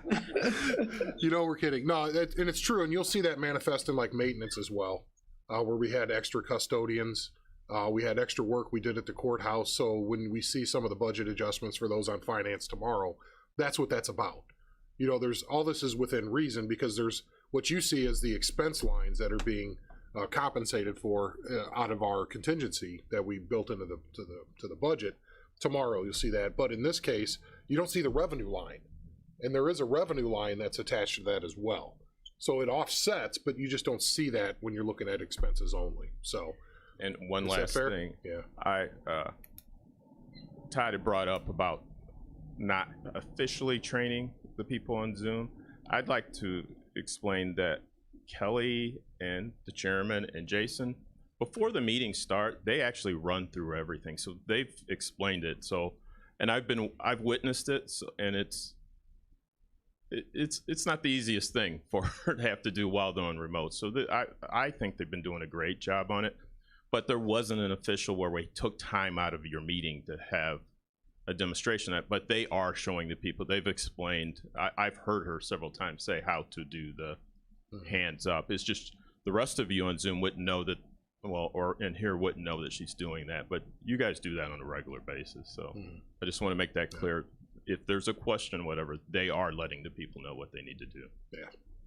No, I you said that, and I actually have to say, this committee, and not just to you, but to Jason as well, we owe a big debt of gratitude for all the help he provides us. We joke, we have fun. Spielberg, we call him the director, comes out of the closet, everyone. But making sure board members are connected and know how to use the technology, and with him and Kelly, it's really a professional, thorough approach, and not talking above or below someone's knowledge about technology. That's important, and knowing how to do that. We couldn't have done it without you. We really appreciate it. We all appreciate that. One thing I'm probably going to regret saying this. One of my projects in-house that we're going to do is I'm looking at remote controlling the meeting, because I got to get Jason out of that room. I mean, and since we've been doing this for a while and we've been more I'm more knowledgeable about what we need to do. I believe I've found various options to get him in another room. So the process, it shouldn't change for you running the meetings, but our process will change where everything will still go there, but he'll be able to remote control it, so we can have him in a different room. I'll be able to back him up. We'll be able to just better overall manage that, but it'll change the process. So there won't be somebody coming out of that that little room. Plus, as you know, he's 6'6", and that's a little room in there. So that's a little bit much to ask him to be doing for 4 more years. Okay. All right. Thank you. Moving on, John Beavis, Health Department. Made your way today.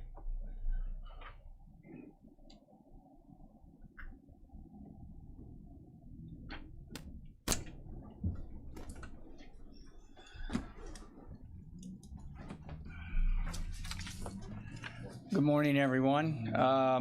At the request last month from Mr. Hunter, I prepared my report and got that out to everybody. So in lieu of the time and respect for your time and our time, I won't insult anyone by reading it, because you can see it. So I'll just at this point entertain any questions anyone may have.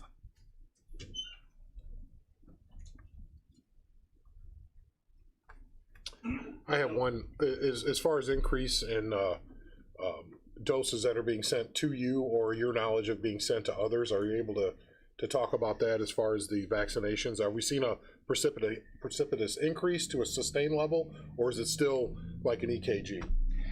It's not necessarily like an EKG. Definitely since February's bleak numbers that I was reporting on, where we were only receiving 300 and 500 doses for the week to share between the health department, Riverside, and the pharmacies that we work with. We have been receiving approximately, since then, about 2,000 first doses, and approximately then 1,000 to 1,800 second doses that are all guaranteed to come in. So we've been getting around 3,000 plus doses a week between the health department, Riverside, and the pharmacies, as I said. With the addition of Johnson & Johnson, which the county has not seen anything yet, at least not at the health department, we're not quite sure. Obviously, the governor announced on Monday or last week that he will be opening up on April 12th to the entire state in terms of 16, on up. What that means, locally right now, based upon the numbers of vaccines that we're receiving, that I'm preaching, and this is not the doom and gloom, it's just reality of where we are currently. Eligibility does not mean availability. We obviously still need a lot more vaccine. We have the capability within our community and a number of agencies, including the health department, that are ready to go with more vaccine to give more shots. We just need more. So with the addition of shots, we're hoping to see then the Johnson & Johnson added into the community. We're not sure right now if it will be only Johnson & Johnson that we'll receive, if we'll get a combination of the J&J and the Moderna. We've been asking for the Pfizer, but not getting it from the state. I asked earlier this week to the state, and they said, well, if you want Pfizer, you have to switch out your Moderna, and we'll send you Pfizer instead. That's not what we wanted. We were trying to accomplish getting both because Riverside has the capability to store it for long periods of time and be able to utilize it much easier than a number of, the health department or some of the pharmacies. So that being said, we'll just have to wait and see in the next few weeks. Thank you. Did you have something, Mr. Hunter? I would. I just got a note from County Board Member Payton. He had to leave for some other business out in his area. Let John Beavis know we did have shots at the health center in Pembroke. Over 100 got the shots. I think some time ago I heard that there only been a couple people had requested the shots, but this kind of refutes the need they have out there. Looking at your data here, Mr. Beavis, and also your comments that you made last time that Kankakee County was in parallel with the state. Is that an appropriate and a factual statement? Parallel to the state in regards to what? Our vaccination numbers? Yeah, I'm not speaking pig lad. No, I'm saying that you indicated that Kankakee County and the state of Illinois, am I clear now? Were parallel You're in very terms clear, of, Mr. Hunter. Thank you. Thank you. In terms of being commensurate, in terms of what the state was doing and what Kankakee County was doing, you said they were parallel, equal. A month ago, Kankakee's vaccine rate was parallel with the state's. It may not be that as of today. Yeah, that's my question here. Looking at the data here, it says that percentage of county 10.6. So, you know, why is it that it's not at a higher rate? That would be because the county is not receiving as much vaccine as other counties throughout the state. I can assure you that the county's doses that it does receive is being distributed weekly through the health department, Riverside Hospital, and the pharmacies that we're working with. If we had more vaccine, there would be higher rates of the percentages for the people vaccinated. Okay, let me ask you this. Looking at this data as of 3/22/21, in terms of ethnicity, white 82%, African American 8%, Hispanic 4%. Can you make me understand why such a low percentage in terms of Hispanic and African American? I'm not quite sure that I can answer that. This is your data here, and Yes, I want sir. you to explain. It's off the state's website, Mr. Hunter, so it's not my data. It's the state's data for the county. There is hesitancy for the vaccine throughout the community, throughout the country, throughout the world. African Americans and Hispanics are the ones who have the biggest hesitancy issues. We're trying to educate them and get them more. That African American number has increased from last month, so I'm happy to see those numbers increasing. Am I happy with the numbers? No, sir, I am not. We need to get more out into the communities and get those individuals vaccinated, including the Hispanic populations, and the health department, Riverside Hospital, and the pharmacies are working together to try to come up with the best plans that we can to get to those populations as quickly as possible when vaccine is available. Well, let me ask you this. I mean, what you have an outreach unit in your department, right? We have health educators, if that's what you're referring to. Well, you know, I'm not speaking a foreign language here. All I'm saying is I was under the impression that you have an outreach unit in your department. We do not, we have staff that if they're not vaccinating within the building, they're going out and vaccinating in locations. But we're unable to efficiently just go out into the community and vaccinate wherever and whenever. So we are working with agencies. I'm not sure, maybe I'm misunderstanding your question, Mr. Hunter. Maybe I don't have the control of the English language, but I thought I did. No, you speak very well, Mr. Hunter. Don't. No, what I'm saying is that all I want, Mr. Beavis, is that, you know, for you guys to reach out more. You know, we did the town hall meeting on COVID. We reached out to you. Yes, you did reach out to me, and I participated, and thank you very much. Well, you know, but all I'm saying is that we need to enhance those numbers, that's all. Mr. Hunter, I have been working with Mr. Pace in the NAACP. We are working with the Hispanic Coalition. We are working with groups, but obviously we're not making you happy enough at this point, and I apologize for that.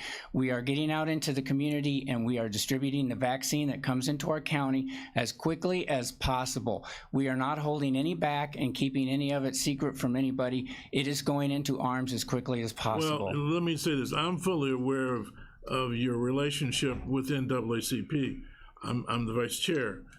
And you may recall, maybe you're not, that, you know, this whole town hall thing we had a few weeks ago was based on me contacting Mr. Pace and Pastor Crawford, who has the largest African-American congregation in the county.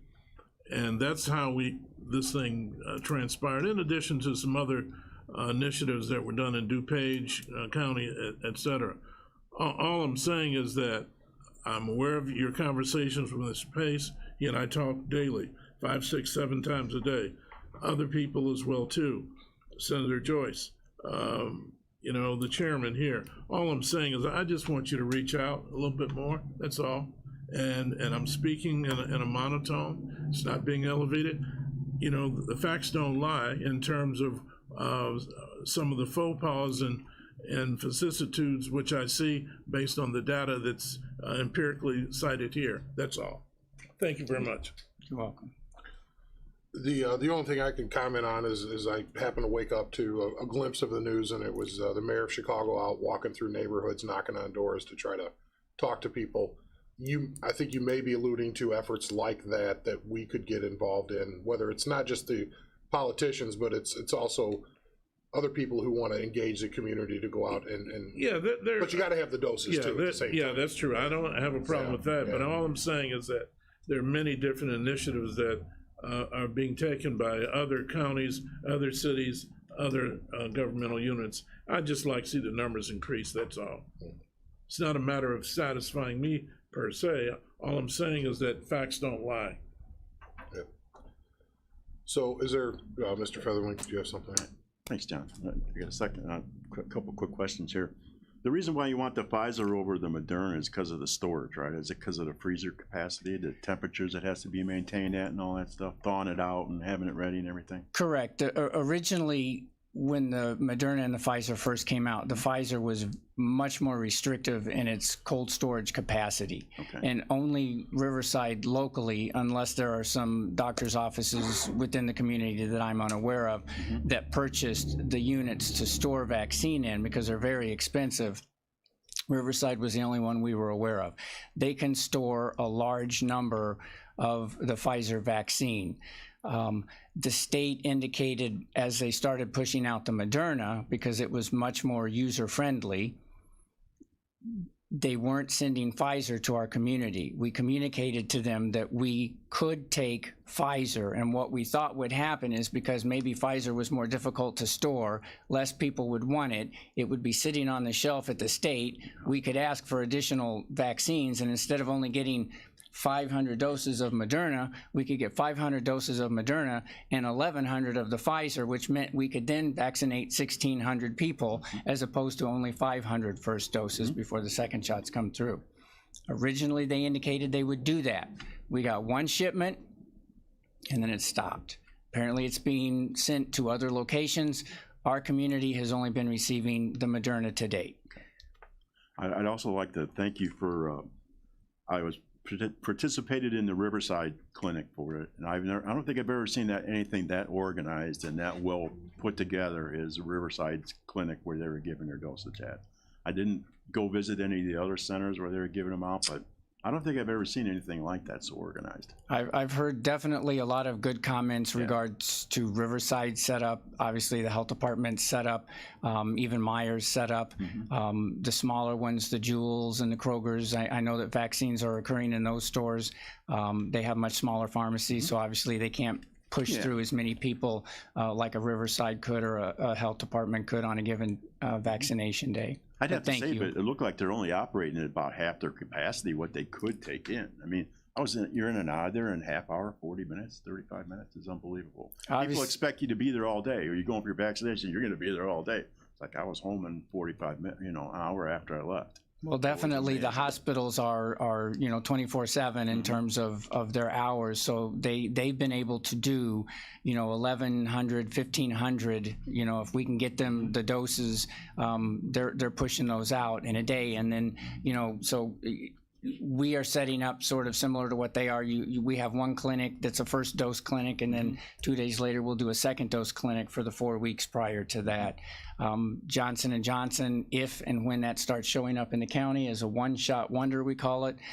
So that will help speed things up. And if they shove us a lot, then we can definitely start holding bigger clinics, more clinics, and getting out to the communities and getting to those vulnerable areas, the access to care areas, and then starting to work on a homeless population and those homebound individuals. You know, we're talking about those. We know they're out there. We just don't have enough doses yet. Do you have meetings where they say, you know, by June you can expect this much? Or are they not doing that to you? They're not just doing giving you that. week by week. We get a 3-week projection. So, you know, this week we received 2,000. Next week it drops down to 700, but we have a large number of second dose clinics that we'll be hosting. And then it's 1,300 in 2 weeks, and we don't have the number beyond that. Hopefully that's when we start seeing the J&J. That's new, right? I mean, That'll be first doses. Well, you used to just find out what was coming next week. It was week to week. At least now it's Day to day, expanded to 3 weeks. Yeah, Yes. that's an improvement. Mr. Lear, did you have something? Thank you, Mr. Chairman. I received a call from Meyer for an appointment, and so my wife and I agreed to go in on that. And I think it was even just a few hours later, I got an email from the health department saying I could get an appointment. Is there any problem created when two different entities are saying you can get an appointment, you go to one and you don't go to the other? I didn't see any way to contact the health department, for example, to tell them that I will take your name back and get you off our list. Ultimately, what's happening, you're right, you know, people are signing up on the health department's list.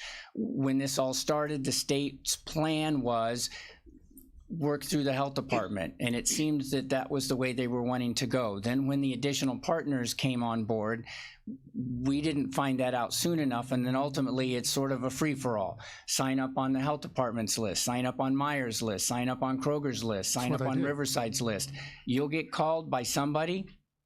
That makes me feel good. At least if your name is coming up on the health department's list, we're starting to get down our list. Then, you know, even though it's this big, we are working down that.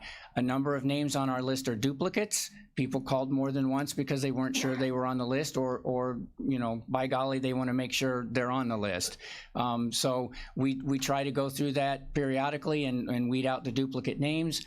Not everybody calls us back and lets us know, hey, I got my shot at Meyer or I got my shot at Riverside. So we just figured that out. Ultimately, we'll send out a list of names for a clinic. We might send out 1,000. Actually, that's what happened last weekend. We sent out 1,000 names. We got 300 responses and scheduled. So 700 people either, you know, a combination of didn't answer their email or have already gotten their shot and are no longer interested. We'll send a second time, and then we take them off the list and you know, move down so that we can get to everybody as quickly as we can. But yes, it's difficult to sort of go off. We're not sure. Meyer has their own list. It's hard to, you know, communicate with that, you know, who they're doing and when. Ms. Polk, did you have something? Yes, I would like to know about the how much it would cost for testing kits for water for Pembroke and Pembroke Township. How much are those to run the tests? Typically, there's no charge for, I would need to talk to you. Depending on what it is that you're wanting sampled, the coliform bacteria samples might be able to be for free because that's a program offered through the state health department. However, if it's for other kinds of contaminants such as gasoline, MTBE, things like that, those are more expensive, requiring special bottles. We would need to communicate. If you could reach out to me, and then I can hook you up with Keith Winowski, who's the environmental health director. We can figure out what it is that you need and or how much of the kits, because we may have to order more if it's a large number. Okay, thank you, sir. That comes up over the years. Mr. Kinzinger? Yes. I'd like to go back to something that was discussed earlier.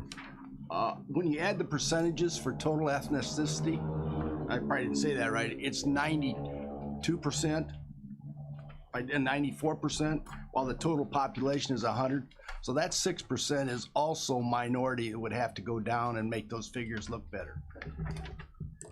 Which total ethnicity does not add up to 100%.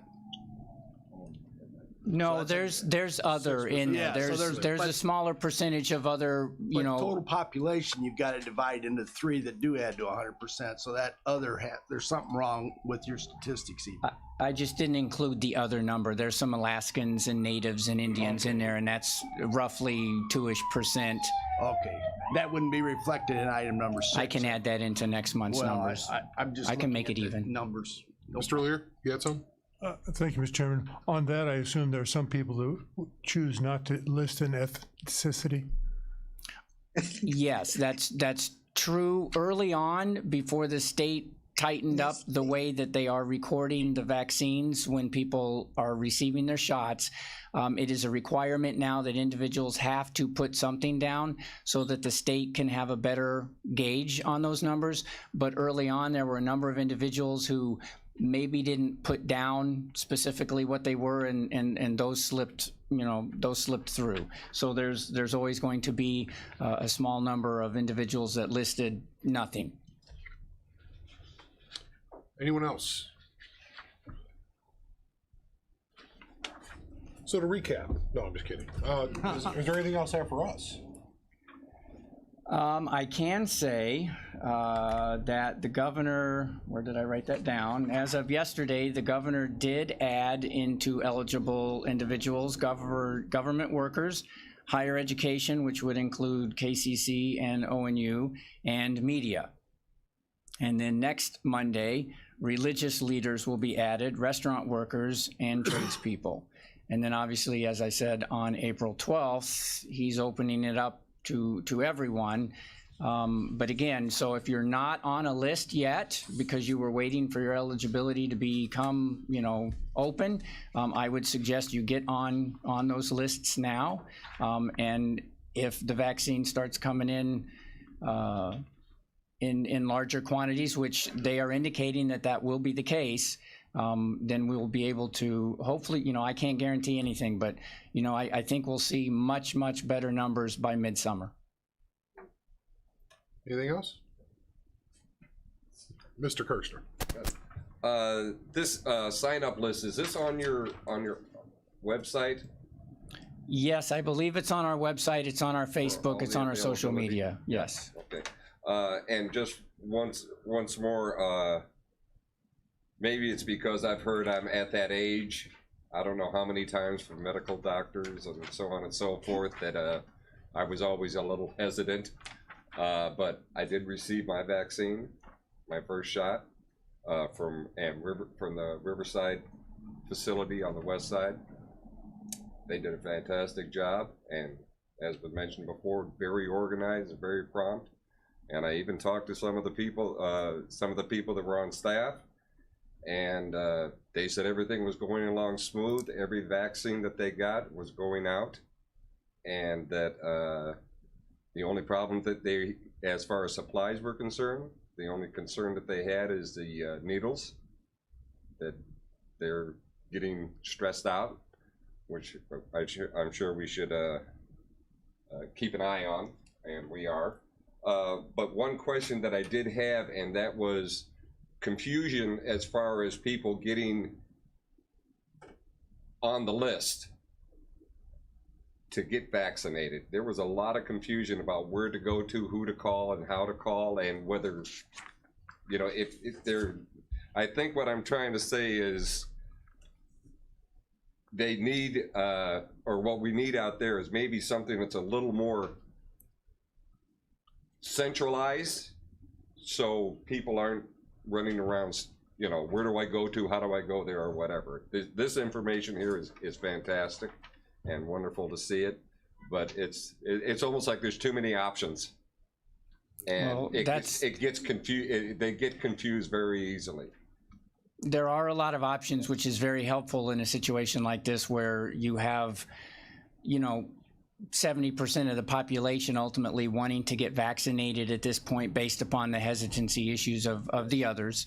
It's not falling just on the health department as it would in the old days of us having to vaccinate everybody solely. So, having these collaborative efforts between, Riverside, Amita St. Mary's, the pharmacies, and ultimately I think we'll have doctors' offices eventually, signing up and getting into this. So We are trying to get that information out there. It's on social media, it's on the radios, it's in the print.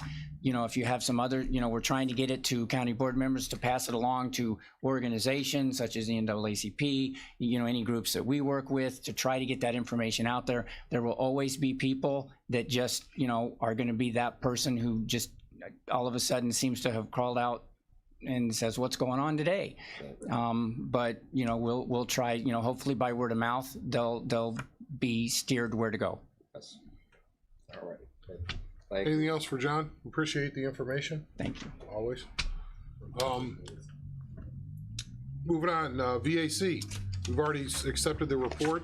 Karen, did you have anything for the committee today? I don't, but I'm here if anybody has any questions. Does anyone have anything for VAC? It's a pretty extensive report this month, so there'll be a quiz tomorrow on that. We'll do that. Okay. All right, thanks, Karen. Appreciate it. Moving on, County Administrator Anita Speckman.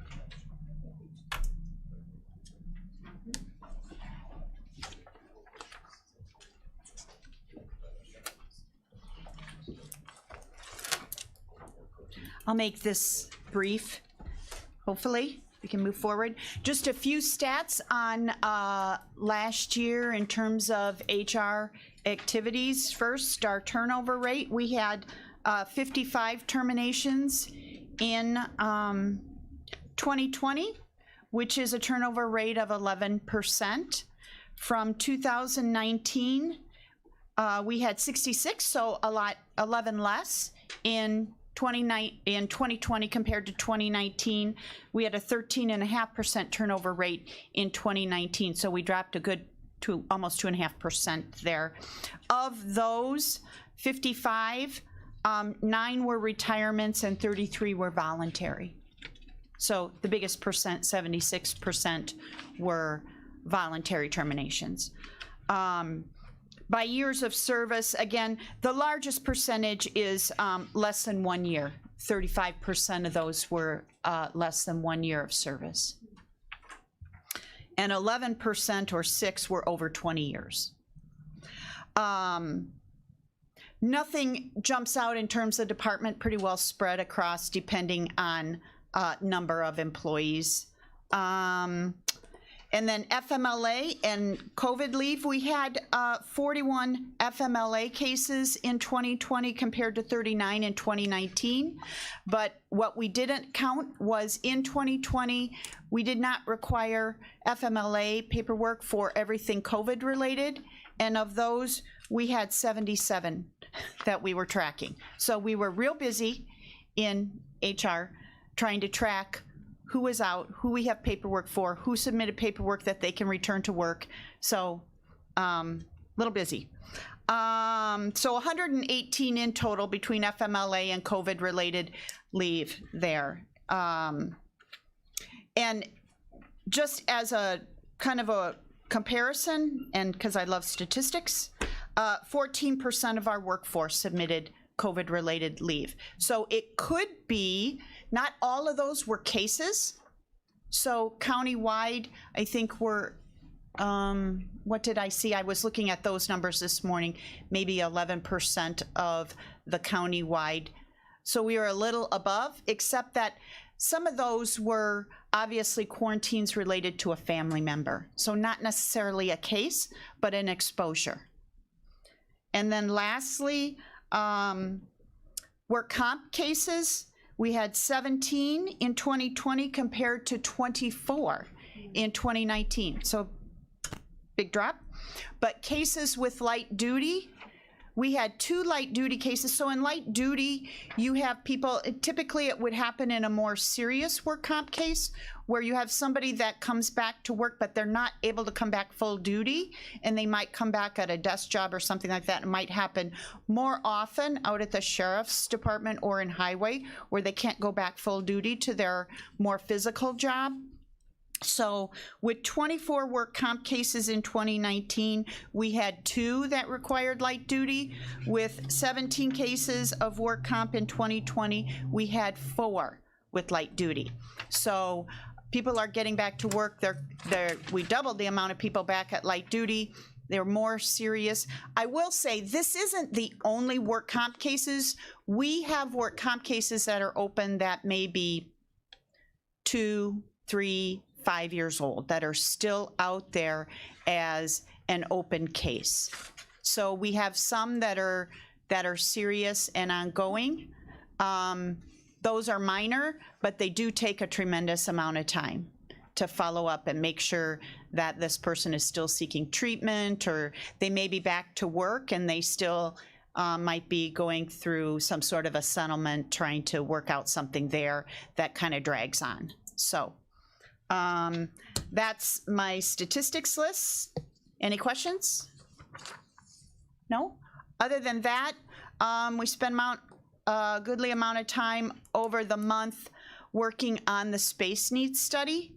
So the in-person meetings occurred really the last week of February and the first week of March. There were a couple lagging departments for the second week of March, but all those have occurred, both in-person meetings with department heads and elected officials and tours of their current facilities. Their timetable, White and Company intends, their target is to circle back with department heads to make sure they got the report properly reflects the discussion, and a draft to the chairman by the second week of April.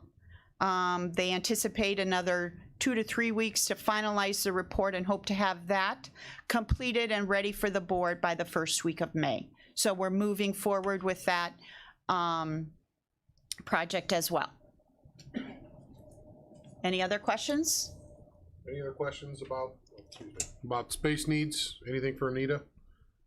It's fortuitous that we began this space needs process when there is a huge COVID dotted line to being in a closed space with a lot of people. So know that just doesn't have an impact on, well, we were talking about jury assembly, things like that before. It's magnified with jury assembly, but also those departments that are within the courts that are right next to each other, that don't have enough room to be properly spaced out. Those are the things that we're talking about. It couldn't be better timing to have this back, so we're able to absolutely predict where we need to be in 15 years. Hopefully COVID goes away, but the regular flu has been here for just as long. Who knows if we're gonna have the same situation. So I don't see any of this changing. Any questions about that? Yeah. Okay. Thank you, Anita. Appreciate it. Under appointments, reappointments, I've got reappointment of Robin Batka to the Blooms Grove Cemetery Association, along with John Witten to the Blooms Grove Cemetery Association, and Andy Palisard and Donna Nelson to the Blooms Grove Cemetery Association. Reappointment of James Schaaf to the Kankakee River Conservancy District, and reappointment of Gerald Thiessen to the Yellowhead Washington Union Drainage District Number 2. Motion to combine and approve. Mr. Lear, second. Mr. Carrico. I will note that there were 2 people that were current River Conservancy Board members that were up, and the Conservancy in your packet asked for Mr. Schaaf to be appointed. So that's why we went with that recommendation. I think the best thing in the future, if there is 2 applicants for the same position, I think that they might need to come in here and plead their case to the executive committee. Do you agree with that assessment? I don't think it should be. We should always look for the input of the board that is there, but that's not the end all be all. So as this happened and we have a time, they have to be able to vote and things like that. But I think in the future, if you're okay with that, we need to get, if there's, say, dueling applicants, we need to get them in here. And if one chooses not to come, then, or they both choose not to, then whatever, make the choice in the meeting. Make sense? Okay. Roll call vote, please. Mr. Lear? Aye. Ms. Polk? You're muted, Ms. Polk. Aye, I'm sorry. It's okay. Ms. Weber? Aye. Ms. Parker? Aye. Mr. Kinzinger? Aye. Mr. Fairfield? Aye. Mr. Carrico? Aye. Mr. Featherling? Aye. Mr. Miller? Aye. Mr. Long? Aye. Mr. Hunter? Aye. Mr. Wheeler? Aye. Mr. Seroy? Aye. Motion carries. All right, openings. It's Drainage District Month and Fire Protection Month. Yes. I make a motion to waive the reading of that. I have to read them, unfortunately. Yeah, it's part of the way we've got it in our county code. I get asked quite a bit, what's with this? Drainage District number 9 in Mantino, what's going on there? Why is there people that want the job, or is it not? It's pointed every. I've been coming here for 2.5 years, I've been hearing the same thing, over and over and over again. Is that People by ask you? me. Is that by you, up by I you? believe so, somewhere in my Yeah. neighborhood over there. Maybe you might knock on the door. The reason that it's still there is we have to announce the opening until we receive an application.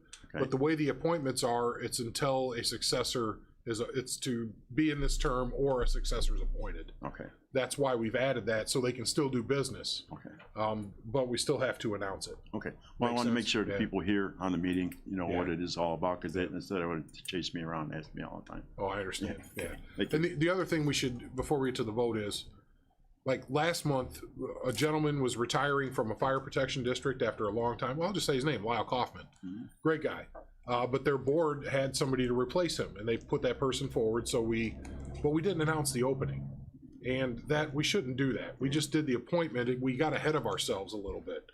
And if somebody else would want to apply for that position, we should have considered them in the same effort. It was just, it was a clerical thing. We threw it on the agenda where we should have announced the opening, which is this month is the openings month for fire protection.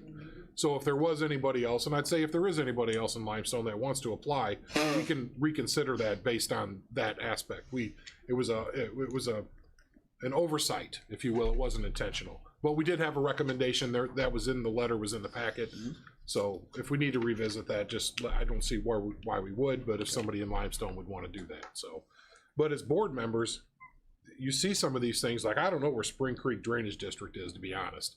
That might be in your backyard, Carol. I don't know. I have no idea. But maybe at some point we start to get more involved with reaching out to those folks. We send them letters, and then they just don't respond. Every reappointment, I ask for them to reapply. So I know that they're still interested. That simple act of filling out a form tells me that you're going to take the time to be a representative on this commission that we're appointing you to. And not de facto, because there's sometimes we appoint people and they never show up. And that's not good at all either, so. Okay, well then if we're okay with that, I'll just announce these. 3 openings on the Mantino number 9 Drainage District, 2 on the Moments Pembroke Union Drainage District, 1 opening Raymond Drainage District, 1 opening Spring Creek Drainage District, 2 openings on the Union Drainage District number 2, 1 opening on the Caravan Drainage District, 1 on the Gar Creek Drainage District, 1 opening on the Little Beaver Special Drainage District, 1 each on the McGilvery Special Drainage District, Minnie Creek Drainage District, and the Moments and Yellowhead Drainage District number 1. There's 8 openings on the regional, Kankakee County Regional Planning Commission, and those are just announced every year. I think we had talked about that in PZA. Most of those are reappointments. There may be 1 or 2 spots that are open. I encourage anybody to apply. Just so it is known, they are a work group of PZA.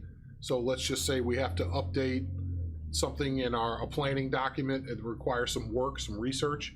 The Planning Commission does that work and makes recommendations to either ZBA or PZA, as the case may be. So it's kind of fun, but it is work. It's not just deciding where the next road's going to go.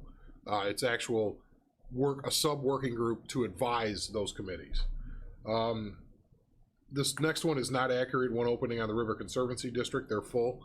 That's an error there. 2 openings, Kankakee County Board of Review. 1 on the Kankakee County Farmland Assessment Review Committee. 2 openings on the Kankakee Township Fire Protection District and the Reddick Community Fire Protection District. I think that's another one that's been on there for a year. Maybe not. There was one that was on there a while, but Essex, that was it. 1 opening on the Bourbonnais Fire Protection District, 3 openings on the Essex Township Fire Protection District, 1 on the Cabry Fire Protection District, 1 on all of the following: Grant Park Fire Protection, Greater Moments Fire Protection, Mantino Community Fire Protection, Otto Township Fire Protection, Pilot Township Fire Protection, and finally, the St. Anne Fire Protection District. So, is there any new business? Yes, Mr. Seaway. Thank you, Mr. Chairman. I would like to officially ask that on next month's April Executive Committee, that we put on the agenda for this committee's consideration, adding the Kankakee County to the Second Amendment sanctuary counties. There's over 2/3 of the counties in this state that are on that, and with recent gun violence, I would like to, my constituents would ask that they are protected, they're legal gun owners and want to make sure that their gun rights are protected, and this would give them the layer of security for that consideration. So for next executive committee, could we at least have it on the agenda so that maybe we could bring it to the full board? Note of that, please. Just Second Amendment Sanctuary county discussion, or not even discussion. Put discussion, then there couldn't be a vote. Yeah. Ms. Parker, did you have something to add to that? Did. I've had several constituents contact me recently since the map came out of sanctuary counties, and they have asked for us to put it on our agenda as well. Alrighty, this committee will have that discussion. I would ask that you find examples of what the most current up-to-date resolutions are, because at the very beginning, those were specifically legislated against and cannot be done that way. I also would ask the people that want to have this discussion to reach out to our sheriff's department, because there's the great concern at the very beginning, because it puts the officers in a bad spot. I did talk to the sheriff already. Okay, Yeah. all right. I just want to make sure, because at the beginning there was concerns. You're putting people into a position, law enforcement, like how do I react in certain areas of the county, the west, east, north, south. I'm just saying. Yes. So there is a concern. Yes. And especially in the rural areas. But So we're talking about legal gun owners. I understand. Legal I understand. So yeah, we'll put it on there and start the conversation, and it may come out of that there's something to vote on. So just please do some background work and then submit that ahead to what you think it needs to be, but look and see where it's evolved, because where it started and where it's at are two vastly different places, you know, as far as the language. Yes. Okay, because there's other state laws involved. And All right. secondly, sir, Yes, sir.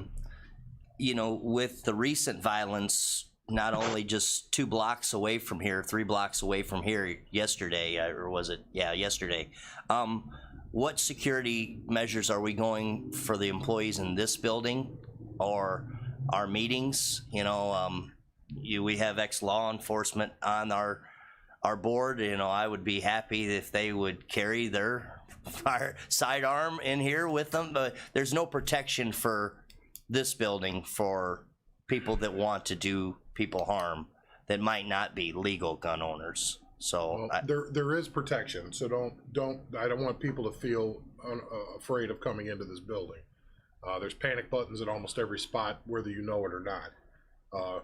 It rhymed. Anyway, cat in the hat. So I would say that part is accurate, but the gun violence in the city of Kankakee is a concern for a lot of people, and it should be. It's escalated, and there is no amount of a political campaign by anybody that could cover that up. It's absolutely true. It's as bad as when I was in high school, and that's the late 80s. It was bad here, and it's back. And so all I can say is that during tax season, especially, we have a drop box outside, but I think we have internally, we have some things we have to take a look at. that's what I'm bringing up. You know, so maybe I we agree. can have some other fail-safe plans to protect the And by the way, in the space needs, all of that has come up. good. Because if we don't have security coming in the building, you know, then there is some issues there that we need to address. You know, and just like we have security going into probation and public defender's building, it's going to be a different kind of security now, but we're still going to have a metal detector going forward. So that we were just working on that, and they'll be in building and grounds. We'll have a conversation on that. But in the short throw, we have the police. I'll give you a story. I leaned back and I bumped the button in my office, and the Kankakee City Police were here in 5 minutes. Came running in my office. I thought I was getting hauled out of here for some reason.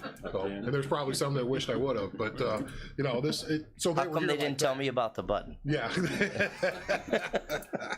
It's better to find it by accident, you know? It's a nice little surprise. I didn't know I pushed the button, and I did, so now I know where it's at for sure. So I will say that the Kankakee City Police was ultra responsive, and they're right down the street, you know, but I think there may need to be more. So I agree with you. But I would say that our biggest obligation is tax season to start with. I think we need to have a plan for that. So, and more people pay out of the banks now than they come here anyway, so it's less of a burden than it used to be especially when it was that building over there. There's people out the door, and at that point you get a little worried. Now here with COVID, sure, we're down what, 2% roughly, a little bit over 2%. You know, are we going to snake people? We're going to have to talk about this with Anita and Nick. How are we going to do people in the hallways when it's tax season? Or are we going to still encourage people, just use the drop box, use your bank, use these banks? I think it's important that way. Yeah. And by the way, so you know, I've talked to the treasurer. We can put a stuffer in the tax bills about the e-waste program. So that's I just thought of that. That's a nice little adder for this committee. Yeah. So we're talking, and all we got to do is pay for the printing.